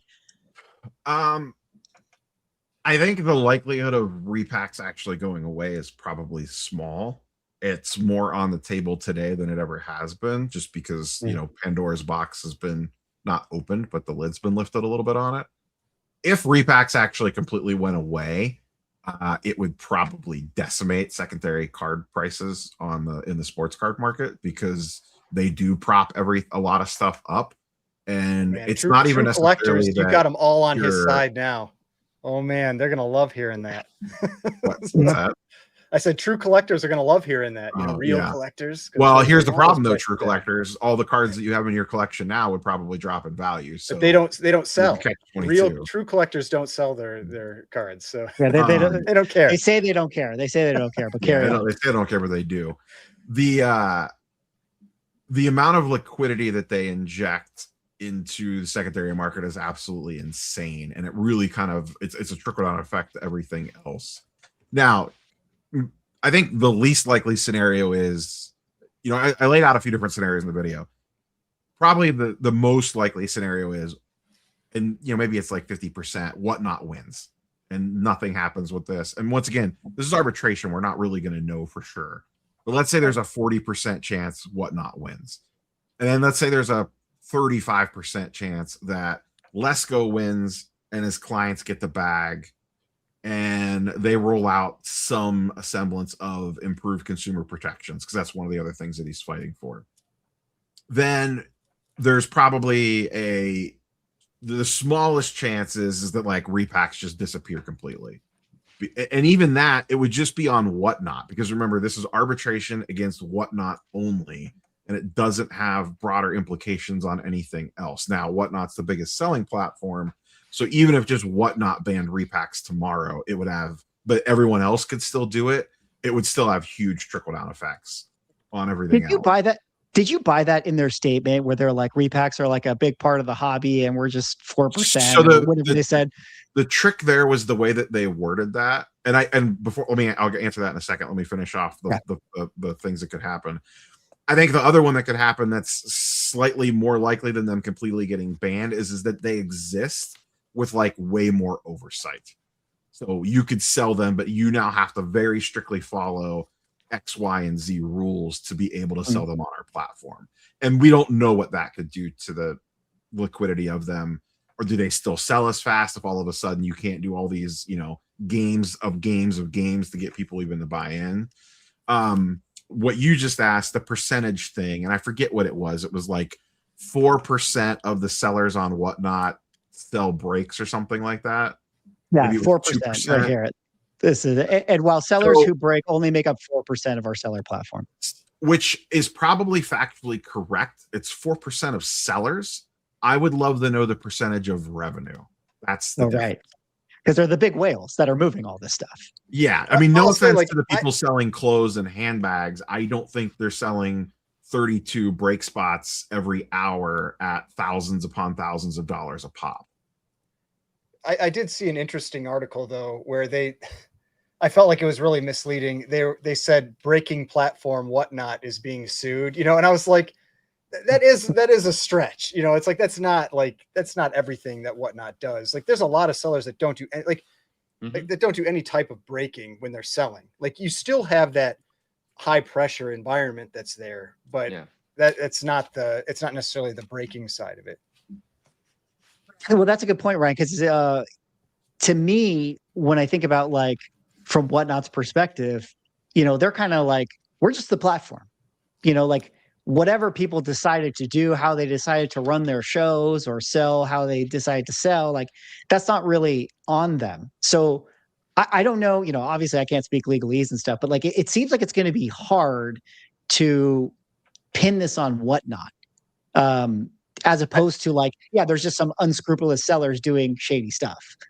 Yeah, I mean, maybe they get pushed that they have to start banning people. I mean, because it's still like, it's not like they can just be like, oh, you can sell drugs on our platform and we don't, we're not responsible for that. Like, there's still they're still responsible at making that platform available. So I think there's still going to be something that you could argue that they do have some level of responsibility for this. I think, man, I didn't realize that they had gotten rid of that requirement for the having the certified repacks and that kind of thing. Because I feel like that looks pretty bad in this case. You could say oh, they were going to do it and now they decided, we're not doing it. And here was the thing with the whole certified repack thing. It sounded great on paper, and I've only heard that they've gotten rid of it. I don't know. I have no fundamental proof that they have, but there's been enough chatter that it seems like they have. But even if they didn't, here's what people were doing. You basically just needed, people were describing this to me as they set a curtain up between one half of the room that was selling the repacks and the other half of the room that was making the repacks, and essentially had it as a different company. And that's all that changed. So really, it was toothless to begin with, the way some folks that are in this business described it to me, of what small hoops they had to jump through to suddenly make their repack certified. Because, and the other problem with Whatnot is, and this is why you see most of the Whatnot seller crash out stuff compared to Fanatics and eBay Live. Their vetting process is terrible for new buyers. You could sign up in 30 seconds. It's a little bit more involved than that, but it's not much. It's very easy to create a seller account on Whatnot. You basically apply, and then I think you get thrown through a crash course training thing, and you're basically auto yes. I don't know anyone that's ever been rejected from signing up for a Whatnot account, where eBay Live is a rigorous process. It takes weeks, and I know large sellers that have not gotten on that platform. And Fanatics Live is, I believe, easier than eBay Live, but still 10 times harder than Whatnot. And I think that's part of the reason why Lesko is going after Whatnot, because the barrier to entry on bad sellers is extremely low, and it just leads to shadier stuff going on. Yeah, that would be a good fallout, if Whatnot has to do better restrictions to just kind of clean up their community and things like that. Because, I'll extend an olive branch. I don't always use Whatnot, but I think it's a platform it's fine. There's nothing wrong with it being, a selling platform in theory, but it does feel like it's kind of created a culture that is not ideal. But I think you're still always going to have, the breaking, gambling, addictive nature, no matter what ends up happening with this. I don't really see it going away. Yeah. The statement that I remember from their report that I think it was them that said that I didn't really like, is they said breaking is like part of the hobby. And I don't think it was until very recently. Like it always was. It just the extreme of, I shouldn't say always. It's been around a lot longer than people realize. It just wasn't the dominant force that it is. I mean, because I feel like in most history of these different, like whether it's sports cards or Pokemon or whatever, people could get access to product. Like that's been the big difference over the last, like I'd say like 5 years, is that it's gotten really, really hard for like the average person to get access to this stuff. And so they're forced into buying into these, into breaks and that kind of stuff. I feel like, yeah, maybe it's been around for something that's like really expensive or whatever, but I don't feel like I ever really heard about this until much more recently. And maybe Whatnot just made it more widespread. COVID boosted it. It's been around for quite a long time. And it was more like back in the day, it was more pure in its intention. It was more about like, hey, people want to buy mass quantities. So like instead of buying an individual box, they want to get into multiple cases of a particular product. And it would be like the goal essentially was, let's get 30 people around that collect 30 different teams and buy in a mass quantity and split that cost across 30 different people. And everyone's just getting the teams that they actually collect. Like that in its purest form, that's the whole point of breaking. And that's how it started. And then as, case hits and product hits and these huge chases kind of started driving the market, and COVID, it's driven people more and more to that. And it's not so much about product accessibility. It's, you can walk in and buy a box. That's no problem. It's just that the prices of the boxes have gotten so insane that they're basically microtransacting it. A $10,000 case of Flawless, most people can't buy that. Like the most expensive products people can't buy into, but you could buy into a random spot to maybe hit a card out of that Flawless case for $200 or whatever, whatever it would be.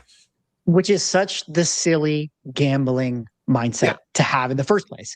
And this is a little bit different, but you kind of reminded me of this, and I kind of wanted to just float it out, and maybe Manu and Ryan, you'll have thoughts about this. But speaking of Spec coming back, speaking of comics being new, a new thing again, you know what I'm starting to see return a lot more in comics? That was a 2021 thing. Raffles. For those who don't know, the raffle thing is like, let's say we have a $1,000 9/8 whatever, and I'm a seller, and I'm going to sell 10 spots, at $100 a pop. So like, give me $100, 10 people sign up, I spin a wheel, and then whoever gets picked wins the $1,000 comic book. And this is like becoming a thing. And it is straight up illegal to do that. You cannot do this, but people are starting to do it, and they're getting away with it. And I think that's crazy. So I don't know if you guys had where are you seeing it? Because I have seen some raffles on Instagram, but it's I haven't seen as much as we used to see back during like COVID. Like COVID, I felt like my feed was just like inundated with them. Yeah. Like I guess to me, I'm just starting to see it again. Like I hadn't seen it for years, and I think it's crazy that on Instagram is to answer your question. Yeah, that's where I'm seeing it. I'm not on Whatnot enough to know if it's there, but I have to assume that there's some sellers that are doing it. Why wouldn't they be doing it? But I don't know if you had more thoughts on that. I used to see that in a lot of Facebook groups, like the Razzes and the Raffles and stuff. I mean, to me, it's my thought was always like, it's wild when you see like people buying into those, and it's for like a $20,000 or $30,000 book, and they're paying $2,000 for a spot. Like, I'm just like, crazy. There's no way. Like, there's no way. I'm just gonna like toss $2,000 into the wind, on the chance that I win that book. Like, it just, those are wild to me. Well, I mean, Courtyard IO is basically just like an advanced version of a Raz. Like you're spending $100 a pull to try to hit the big chase. The difference is you're just getting something smaller back in return if you whiff. At least. I don't know. See, like I actually am much like, because I'll say like one of the things I've dove into over the last few weeks was the GameStop power packs. Now I don't have access to it because it's like you can't just get access like a beta, but like there's a there's a number of channels that open them, but there's one channel I've been watching. What's it called? Paper Tigers, where he got beta access, and basically he just runs these like events on his channel where they have like teams, and you're basically buying slots on it, and then like, so you'll have like 2 teams of, or they're like, what would it be, like 8 teams of like 10 people, and then they're all pulling cards, and then they're adding up the total, and then whoever, you know, whichever team wins that round moves on to the next round, and the next and the next and the next, and they ultimately at the end will have like one person that wins and gets all the cards from the whole thing. And it's like, it is super entertaining to watch, and I am sure it is illegal because it is just totally gambling. Gambling on gambling. It's so many levels, but it's so entertaining to watch. But my point was there that like from watching all of this, if you are trying to get that like whatever that dopamine hit from opening packs or whatever, you are way better off going on to Courtyard or going on to GameStop for the power packs than opening packs, because your odds of losing, like the percentage of money you're going to lose on your investment is so much better there than in opening packs. Like I've watched guys open like sealed boxes that cost like $1,000 and get literally $85 in cards. I mean, you're just getting destroyed. Whereas like, at least in like the power packs, like I feel like maybe your worst case, you're losing 50% of your money instead of like 90%. You know, I just like, I like, to me, if you're going for a dopamine hit, I'd go for that over opening packs. Like packs is just a crapshoot. This segment not sponsored by Courtyard. Yeah, I was gonna say automatic with the ad read for Courtyard IO. Shout out to them. Send me money. Sponsor the Ungraded Truth. But I don't know. Manu, do you have any last little thoughts on this one, or with the raffle thing? I just thought that was interesting. Getting ready to raffle off some 66 Donruss.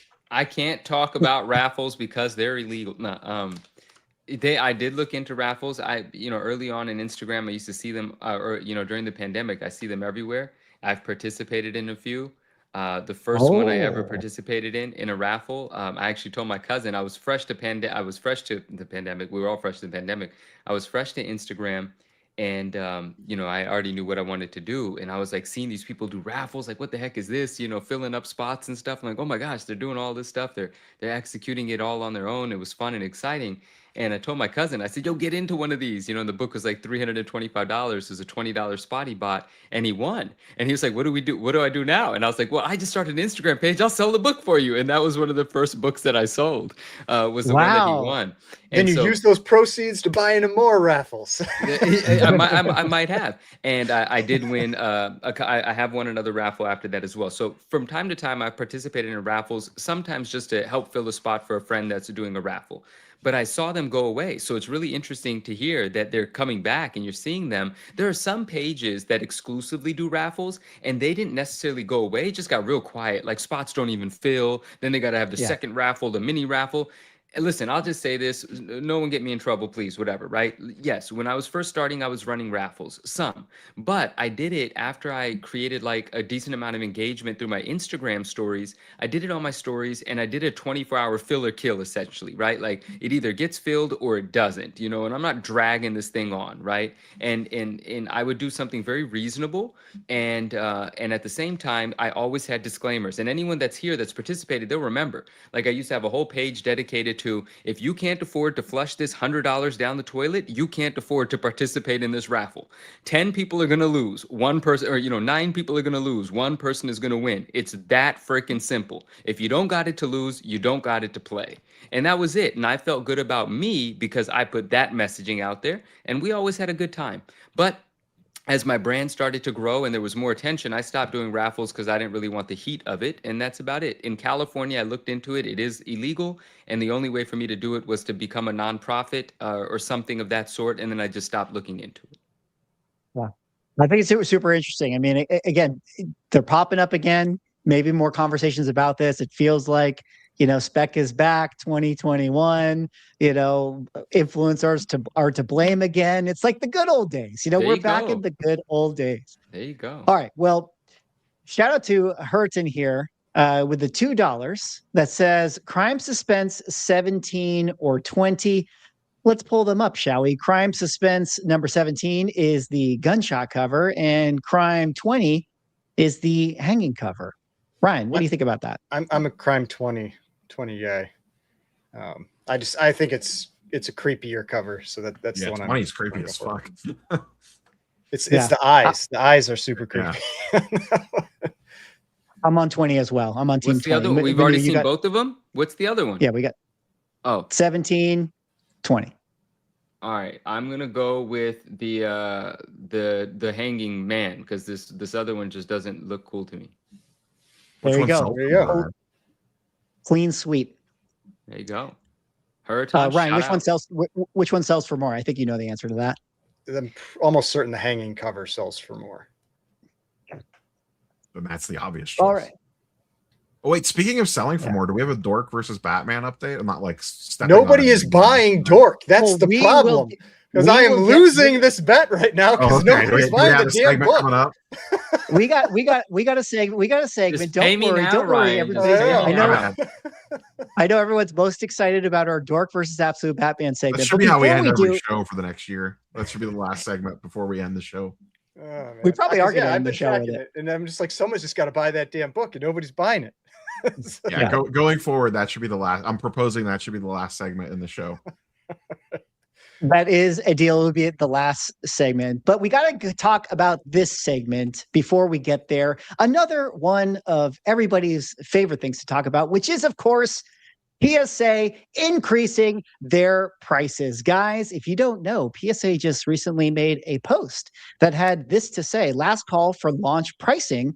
You still have time to submit comics and magazines with launch pricing before our introductory period ends on March 31st. If you guys don't know, when PSA initially came out with their comic book and magazine grading service, they came out with their pricing at this $29.99 for Modern, Modern Plus $44.99, et cetera, but they made this an announcement that it's a initial launch price for their services. Now we're hitting at that time where they're going to be changing that, and they say on April 1st we're going to get the new prices. I mean, I think we have to assume that the prices are going to increase. I find this really interesting, considering if you go over to CGC right now, and if we're to compare, services, $29.99 for the Modern at PSA. Modern at CGC right now is $27. That is so the on bulk, though. So okay. Wait, the bulk right here? Yeah, the top one is the bulk, the 27. So the next one down is the Modern, which I think would be the. I'm sorry. You're right. You're right. Let me reset and set that up. Thank you for that correction. Their price being $30, PSA's prices being $29.99.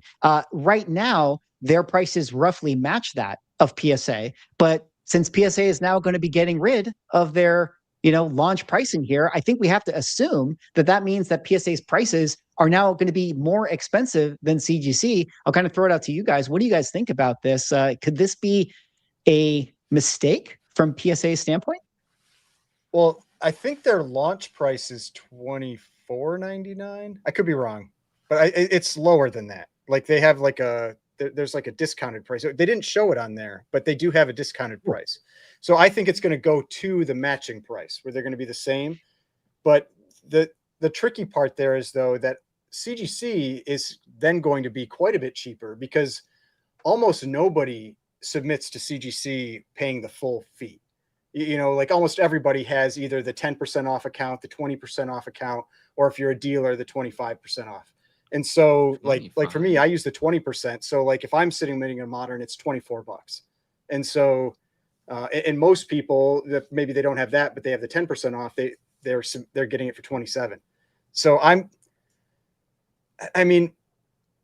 to me, if I would say the thing is, if your reasoning for sending to PSA was that the price was cheaper, I don't think your reasoning changes with this. Because $3 or $5, if that's not enough. Like because like the selling prices of the books for the CGC books, generally, like there have been examples like the Superman 1 where the PSA sold for more, but generally have been higher. And so to me, the reason you're sending to PSA is probably because you don't want to send to CGC. And so I don't think it's going to change anything in terms of submissions, but it is also on April 1st. So maybe it's just a joke and we'll, nothing will happen when we get to April 1st. I don't know. But yeah, I don't expect it'll have much of an impact in terms of submissions. Rob, you have this graphic right here. You want to walk us through this one? Yeah, so it says right here, Yeah, there you go. That's price, introductory pricing, $26. Okay, I apologize then. I had it wrong here. Their introductory price. You're right. It's going to match the CGC. We're assuming. We're assuming. Right. Yeah. So it is right now a few bucks cheaper. What else do they have listed for this vintage introductory pricing at $40? Because it's going off the declared value. Faster turnaround time is $40. Vintage introductory $55. I don't know how this compares to CGC pricing off the top of my head. They're almost like one. They're like within $1, I think, of each of the tiers. They are very very close. 45 for vintage here, 105 for high value for CGC. So yeah, very, very close in terms of their prices. I guess it's going to change to match, but stands to reason what Ryan, you were already saying, where most people have kind of an account that gives them some percentage off. But interesting. Yeah, I don't know if this is going to be a big uproar. Like it's unlikely that the comic client base within PSA is big enough to like cause this to be some kind of uproar. And I think you're right that people are submitting to PSA for different reasons than just, they think that it's cheaper. But I don't know if Rob or Madhu, you had other thoughts on this one. I still think on the PSA side of things, I mean, I don't know. I think it happened between our last time. They set the record for magazine sale on that Jordan cover. They did. Yeah. Absolutely. I was going to bring that one up. Sale. Yep. So I think their market, and we talked about this on end during their ramp up, that I felt the magazine was going to be where they completely crush CGC, and it seems like that's the case. A lot of sports magazines have been selling extremely strong in PSA holder, like even like beyond this one, just more common stuff seems to have been selling really well, and I think it makes sense. Card people are more used to PSA. They want that stuff to match, just like a comic book collector does. Yeah, I did hear from PSA at New York Comic Con in their panel where they said about half of their initial submissions are magazine. So Neo, it goes to show how much people care about them. You could not have been more right about your thoughts on PSA and magazines. Thank you, sir. You see how friends do that? You see how they do got that? the two PSA shills down there agreeing with each other. That's not Ryan just ruined a beautiful moment. I was just, this is Ryan throwing strays at both of us. Gosh, we were having a nice one. Oh, I love it. I love it. No, but yeah, that was a cool sale. Yeah, but I don't know. Any other thoughts, Madhu? I should note this is not comic related. But it is CGC cards related, because PSA raised their card grading prices about a month or almost 2 months ago now. And very quickly after that, CGC was forced to raise theirs. It did not affect comics, just cards. Forced? Went up a couple of bucks. We had permission to raise theirs. Permission, yeah. Well, no, CGC is not owned by, you got your... No, because you were saying, I think you meant, it wasn't like they were forced because they probably got an influx. Yeah. Right. Yeah. But and then the other thing that happened this last week is they have now, in addition to raising their prices, have doubled their turnaround times. So their card turnaround went from 40 and 20 days to 80 and like 40 days or something crazy. It's really interesting. It's the exact same thing we saw during the pandemic when people were mad at CGC and they're like, I'm using CBCS. And then CBCS just got a fraction of the people that left CGC, and it just crushed them. And it seems like it's the exact same thing here. Like you get a fraction of PSA and you get crushed. And I mean, yeah, just nobody has, because you can't stand up that volume that quickly. Like it just doesn't happen. And so, yeah, it's really tricky to handle that type of situation. It's like, you almost have to like put yourself in a losing situation to start so that you can handle, an increase. But man, like that's a tough pill to swallow, like to be like, oh, I'm willing to take lower profits or even losses to put ourselves in a position to absorb these, cards from another grader. But I mean, it's tough. Like, I don't know how you ever really are going to get like real competition in those guys. Like, I mean, like we were talking about earlier with pricing differences, it's wild seeing the pricing differences for PSA 10 versus like a CGC 10. I mean, it's like quadruple on a lot of cards that I've seen, like for Pokemon. I mean, it's nuts. And they compete better in Pokemon than they do sports cards. It's worse in sports cards. Yeah. Well, I don't know. Any other thoughts? Price increases? I'm sure. I guess it'll be kind of business as usual with this one. But we get a nice clickbait thumbnail in a couple of weeks. Yeah, April 1st, I'll be able to have a video that's PSA raises prices, not April Fools. So we'll see. It's April, you fool.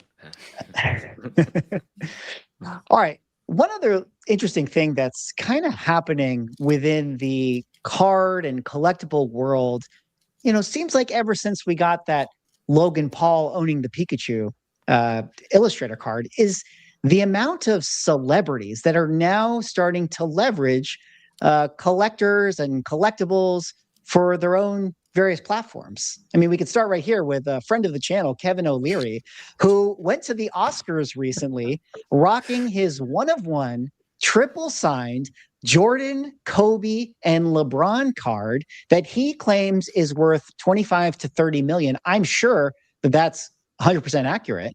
And then we had Kim Kardashian and Steve Aoki hanging out, picking up Pikachu cards. Everybody was posting this, at their various selling accounts saying, Kim Kardashian likes cards. If you like cards, you should buy from me. And then we also had McKenna Grace, who, is very, celebrity actress who also attended the Oscars and did a little pack ripping on the red carpet and in the seats of the Oscars itself. But I kind of want to go back to you guys with this. And, we talked a little bit about Kevin O'Leary wearing the chain at his movie premiere and Logan Paul and this sort of marketing hype and influencers. But I just find it interesting that celebrities are really getting into this space. And I think that they probably view it like from their PR teams as like, hey, collectibles are really hot right now. Like this is a big thing. Like you should do something with it, even if they themselves are not into it. But what do you make of this? Like, is this going to just be like, once your, favorite celebrity is in it, it's like, it's over, guys. Everyone go home. Collectibles are ruined now. Like, what do you make of all this? I mean, I'll say like, and maybe it's just me getting played, but McKenna Grace felt like she legitimately does like Pokemon. Like that is the only one of these that feels real to me. Like Kevin O'Leary, he doesn't care about cards. He cares about cards and that it can make him money. He likes money, yes. And he's wearing it around. Like my opinion, my take on that is like he saw Logan Paul wearing his Pikachu Illustrator around, like on his chain and everything. And it went from a $5 million card to a $16 million card. And he's like, I'll wear a card around. If it gives me like, I mean, he's been at the Oscars, he's been at whatever, like some other award shows, like he's getting free publicity for it. Like it makes sense why he's doing it. The Kim Kardashian one felt really funny because she couldn't open the pack of cards. And she like clearly she does not care about cards. Like she was there probably for her kids or whatever, but like it was there. It was just like she kept trying to open it and she handed it to the person that was next to her. And it's like, yeah, you don't care about cards. Like this is not real. But McKenna Grace, that one felt like she legitimately like actually enjoyed cards. Like I felt like she could speak to it more than other people. Yeah. I think it's a mix of some of it is probably their PR teams in their ear. And then I do think there's probably a lot of these folks that are into something, whether it's sports cards, Pokemon, comic books, whatever. And it's not like quote unquote taboo to be nerdy anymore. So a lot of it might just be like, I think it's probably half like I'm genuinely like this stuff. And then the other half is, hey, this is a good PR spot, Like I think we've talked before. Like I think Emma Roberts is legitimately in the like she generally likes cards for real, not like just because her PR team told her to. We'll go to bat for Emma Roberts. She's an awesome person. I've worked with her before, and she's great. And she seems like she's legitimately into cards. But I don't know. I just think it's interesting that it's like, where's her guest spot? Come on, Swag. Because she was the one that she did that video where she was like opening. She's done tons. It wasn't a Disney card, but it was like a certain signature card she was hunting for. It was like a horror card or something like that. Yeah, she's a scream queen. So I think it was I think it was a horror card. But Yeah. that one. Well, yeah, shout out to Emma Roberts. She is officially invited onto the Ungraded Truth podcast, the #1 collectible show in the universe. Emma, come on over to the show. We had a good time hanging out, working on our screen printing stuff. So I think you'd be awesome here. So, Very cool. But I think it's interesting because, it's like the celebrity stuff, like it just feels, some of it was organic. I think a lot of it was like, some of the celebrities you mentioned. And yeah, we know a lot of celebrities that are into comic books, like CM Punk is like a big comic book buyer, and, Eminem and Nicolas Cage and all that we all know about. But I don't know. It just sort of feels like Method Man. Sorry. Yeah, Method Man. But it just sort of feels like they're using this more intentionally as like platforms to create buzz. That's what it seems like to me. And and then we get to talk about it. So it's a win-win-win-win, whatever. Kim Kardashian does not care about that pack that she opened, but Kim Kardashian is opening a pack. So it's conversation. Like, hey, what are you going to do? Yeah. All right. Well, there you go. I get you guys have lots to say on this, I see. So, Well, I mean, there's been some interesting ones. Like the ones I like are like I said, I feel like there's certain people where you can tell they are legitimately fans, and that's like was it Alyssa Liu, the figure skater? Like she was calling out like names of characters in manga and that kind of thing. Like that's how you can tell when somebody can pull stuff up off the fly. Like that they actually like legitimately enjoy this stuff. And not to say that you should like, I'm not saying like gatekeep against people that are new, but like sometimes it just feels like it's just not real, and and that, I don't know, that to me, I think for most collectors, it turns the person off of that. You're just like, you don't feel authentic at all. Like, I mean, I don't really care about your reasoning for collecting, but like, I don't know. There's just sometimes when you just like, you can tell someone just legitimately like their PR team was in their ear. And that, to me, that doesn't work. Kim Kardashian, like you said, had a hard time opening up the pack. I feel for her because I've had hard times opening up blind bags on my channel, and people are always like, "Swag, you need to use scissors." But I don't know if they know about this one right here, where this guy used scissors to open up a Yu-Gi-Oh pack and ended up cutting his card. I don't know if this is like performative or real or whatever. To me, it's just kind of funny either way. I think it's or real. Not funny. Maybe I think it's probably real. But he kept his card that apparently was worth, like upwards of like $10,000 or stuff like that. But Rob, I got a question for you. What is the real official way to open up packs? Can you let everyone know right now how to do it?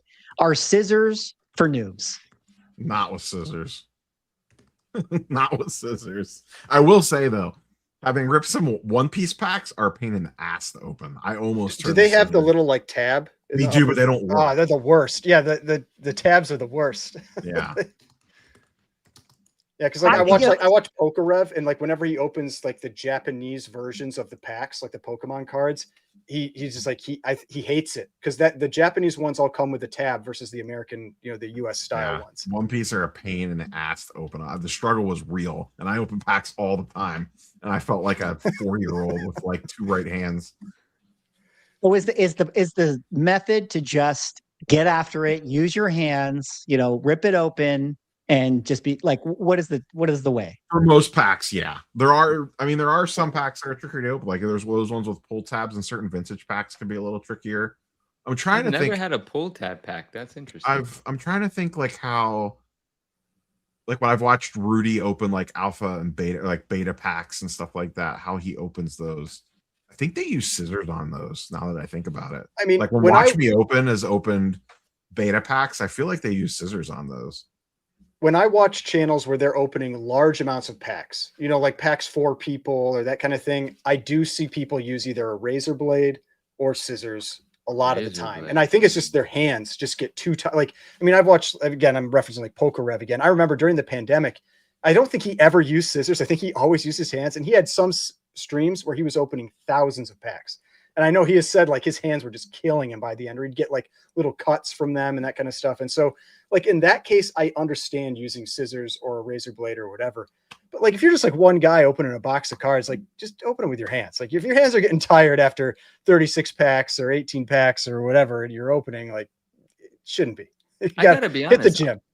I don't know why, because I've recently opened some boxes, and I'm just one guy opening boxes at this table, and like I don't know why I did it with scissors. I'm not actually sure why. I think it just felt cleaner to me or something. I don't know why I did it with scissors. You could have cut your card though, you know, just like Well, that. yeah, you got to be. Yeah, I mean, yeah, I guess it could happen. Unfortunately, knock on wood. But yeah, I don't know. I feel like you're not going to. Like, I mean, I don't know. People got on my case because I was like opening it without scissors and they were like making fun of me, which admittedly I was struggling with it. But at the same time, I've opened stuff with scissors. I feel like if you do it right, like you're not going to cut the card. Like you just got to go a little bit careful, you know, just use gravity, have the card sink down. I don't know. Use gravity is good advice. That's how I see the guys do it on the channel. Like they like tap them down to the bottom and then they cut. You know? Yeah. Yeah. But I don't like the idea of accidentally, you know, I don't know why. Yeah, anyway, it's been fine so far, knock on wood. Hopefully it continues to be. Well, be careful out there when you guys open packs. You don't want to be like that guy and take off the top. Yeah. But let's move on now to the most anticipated segment of the show, which is our last segment of the show, as we've now established that we're going to be finishing our streams with the Dork versus Batman check-in. Shout out to Big Clutch. Shout out Big Clutch. The other day picked up a CGC 99 copy of Dork that he actually got on Comic Dune's Whatnot stream, I believe, who had a bin buy it now price of $500. And while to many that might sound like a lot, like why would you pay $500 for a new comic book? Seems like a good pickup because not too long later, we actually had a 99 get sold on eBay at auction, and it sold for $807.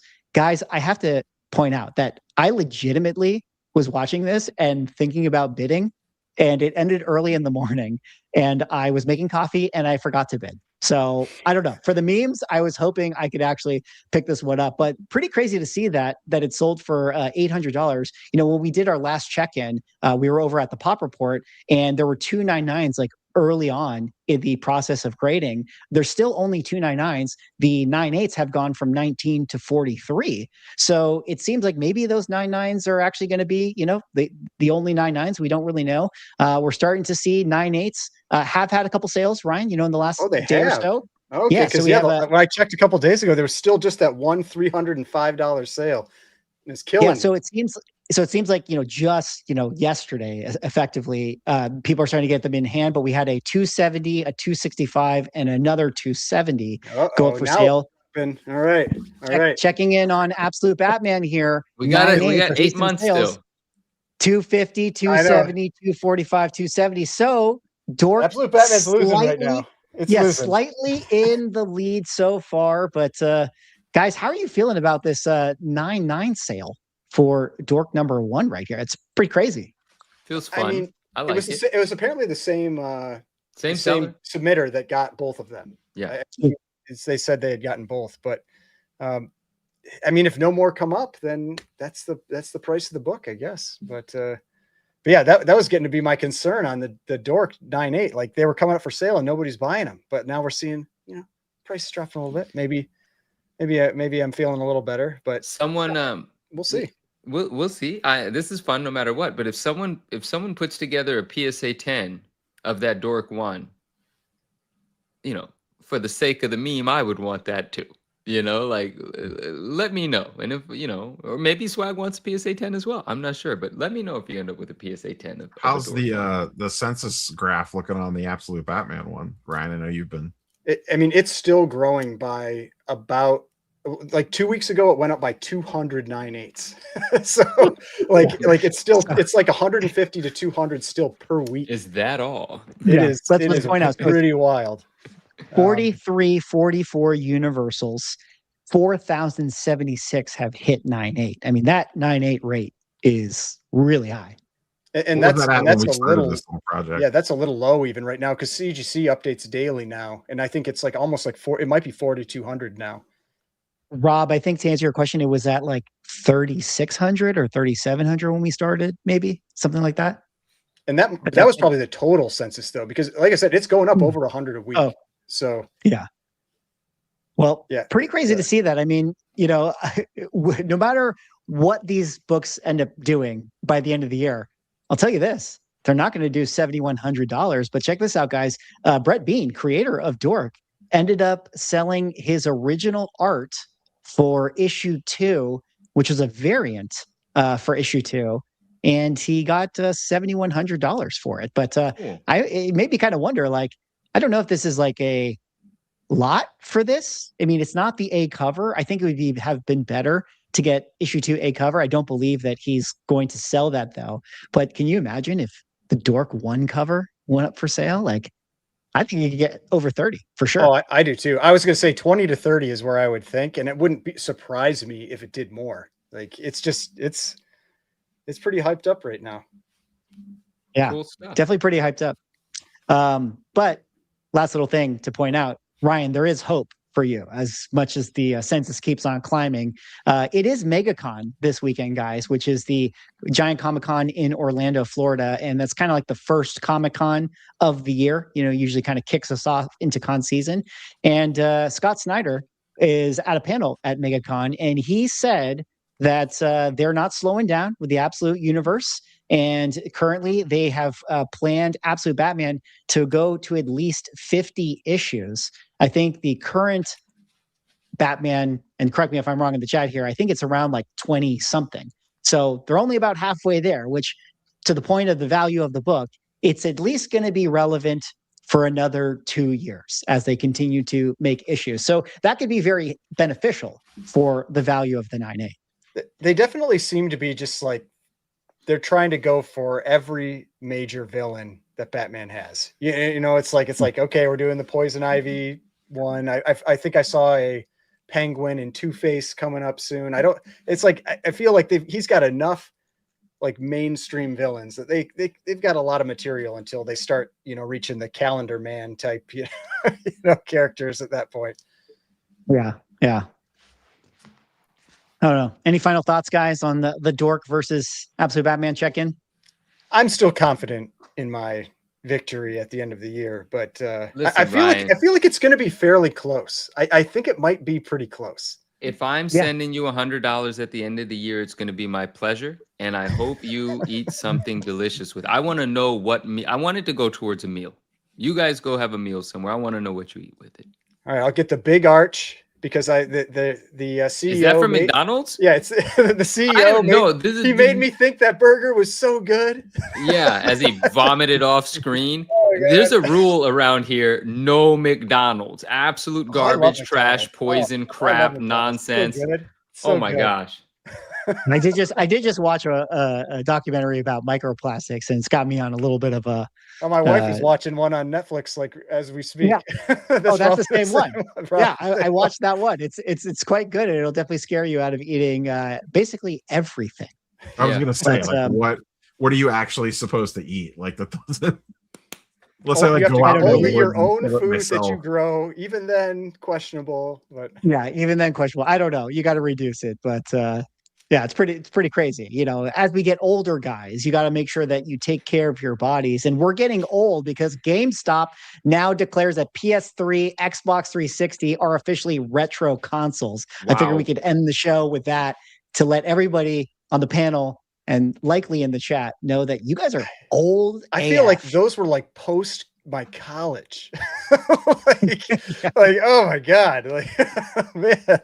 I would like to say to all of our old viewers, we are young and I love you all. Thank you. Yeah. I started with we had a Commodore 64 and then an Atari and then the Nintendo, then Super Nintendo, then PlayStation. I didn't get the next one. I jumped up to PlayStation 3, I think, for the next system I got. But yeah. PlayStation 3 was goated and now it's retro. But it is what it is. Time always moves on, which is kind of like how our show is moving on to the end. Which, guys, thanks so much for hanging out tonight. Really, really appreciate it. Remember, hop over to the Ungraded Truth YouTube channel, link in the description. Give it a sub. And maybe more importantly, click on that link to the Spotify. Give us a listen on Spotify. Give us a 5-star review. I always say that, like, I cut out all of the fluff over there on the Spotify to maximize the listening experience, even though there is no fluff So you it must know, be like with a our 30 entire minute show. on the Spotify. I am version. disappointed that number didn't go up to 1,300 on the upgraded. I'm Come on, Chad. disappointed too. Come on, Chad. Get Come on, over Chad. there. Help us out, okay? It costs you guys nothing, all right? You know, even though Spec is back, you know, and everyone's making money by flipping Tarantula books, we're not asking for that, okay? We're just asking for a 5-star review. But anyways, that's going to end our show, guys. Thanks so much for hanging out tonight. We'll see you on the next one. Peace. Be good, everyone. Detective Comics set a record for 1.8 million. Nobody really cares. Who are annoyed that people are asking them questions, is this book banned? That question didn't exist a year ago. Somebody's submitting like 25 vintage books and getting 15 9.9s. We always think, how can it ever get crazier? And then it always does.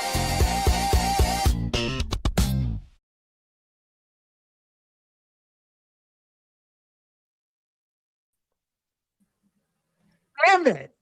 What happened?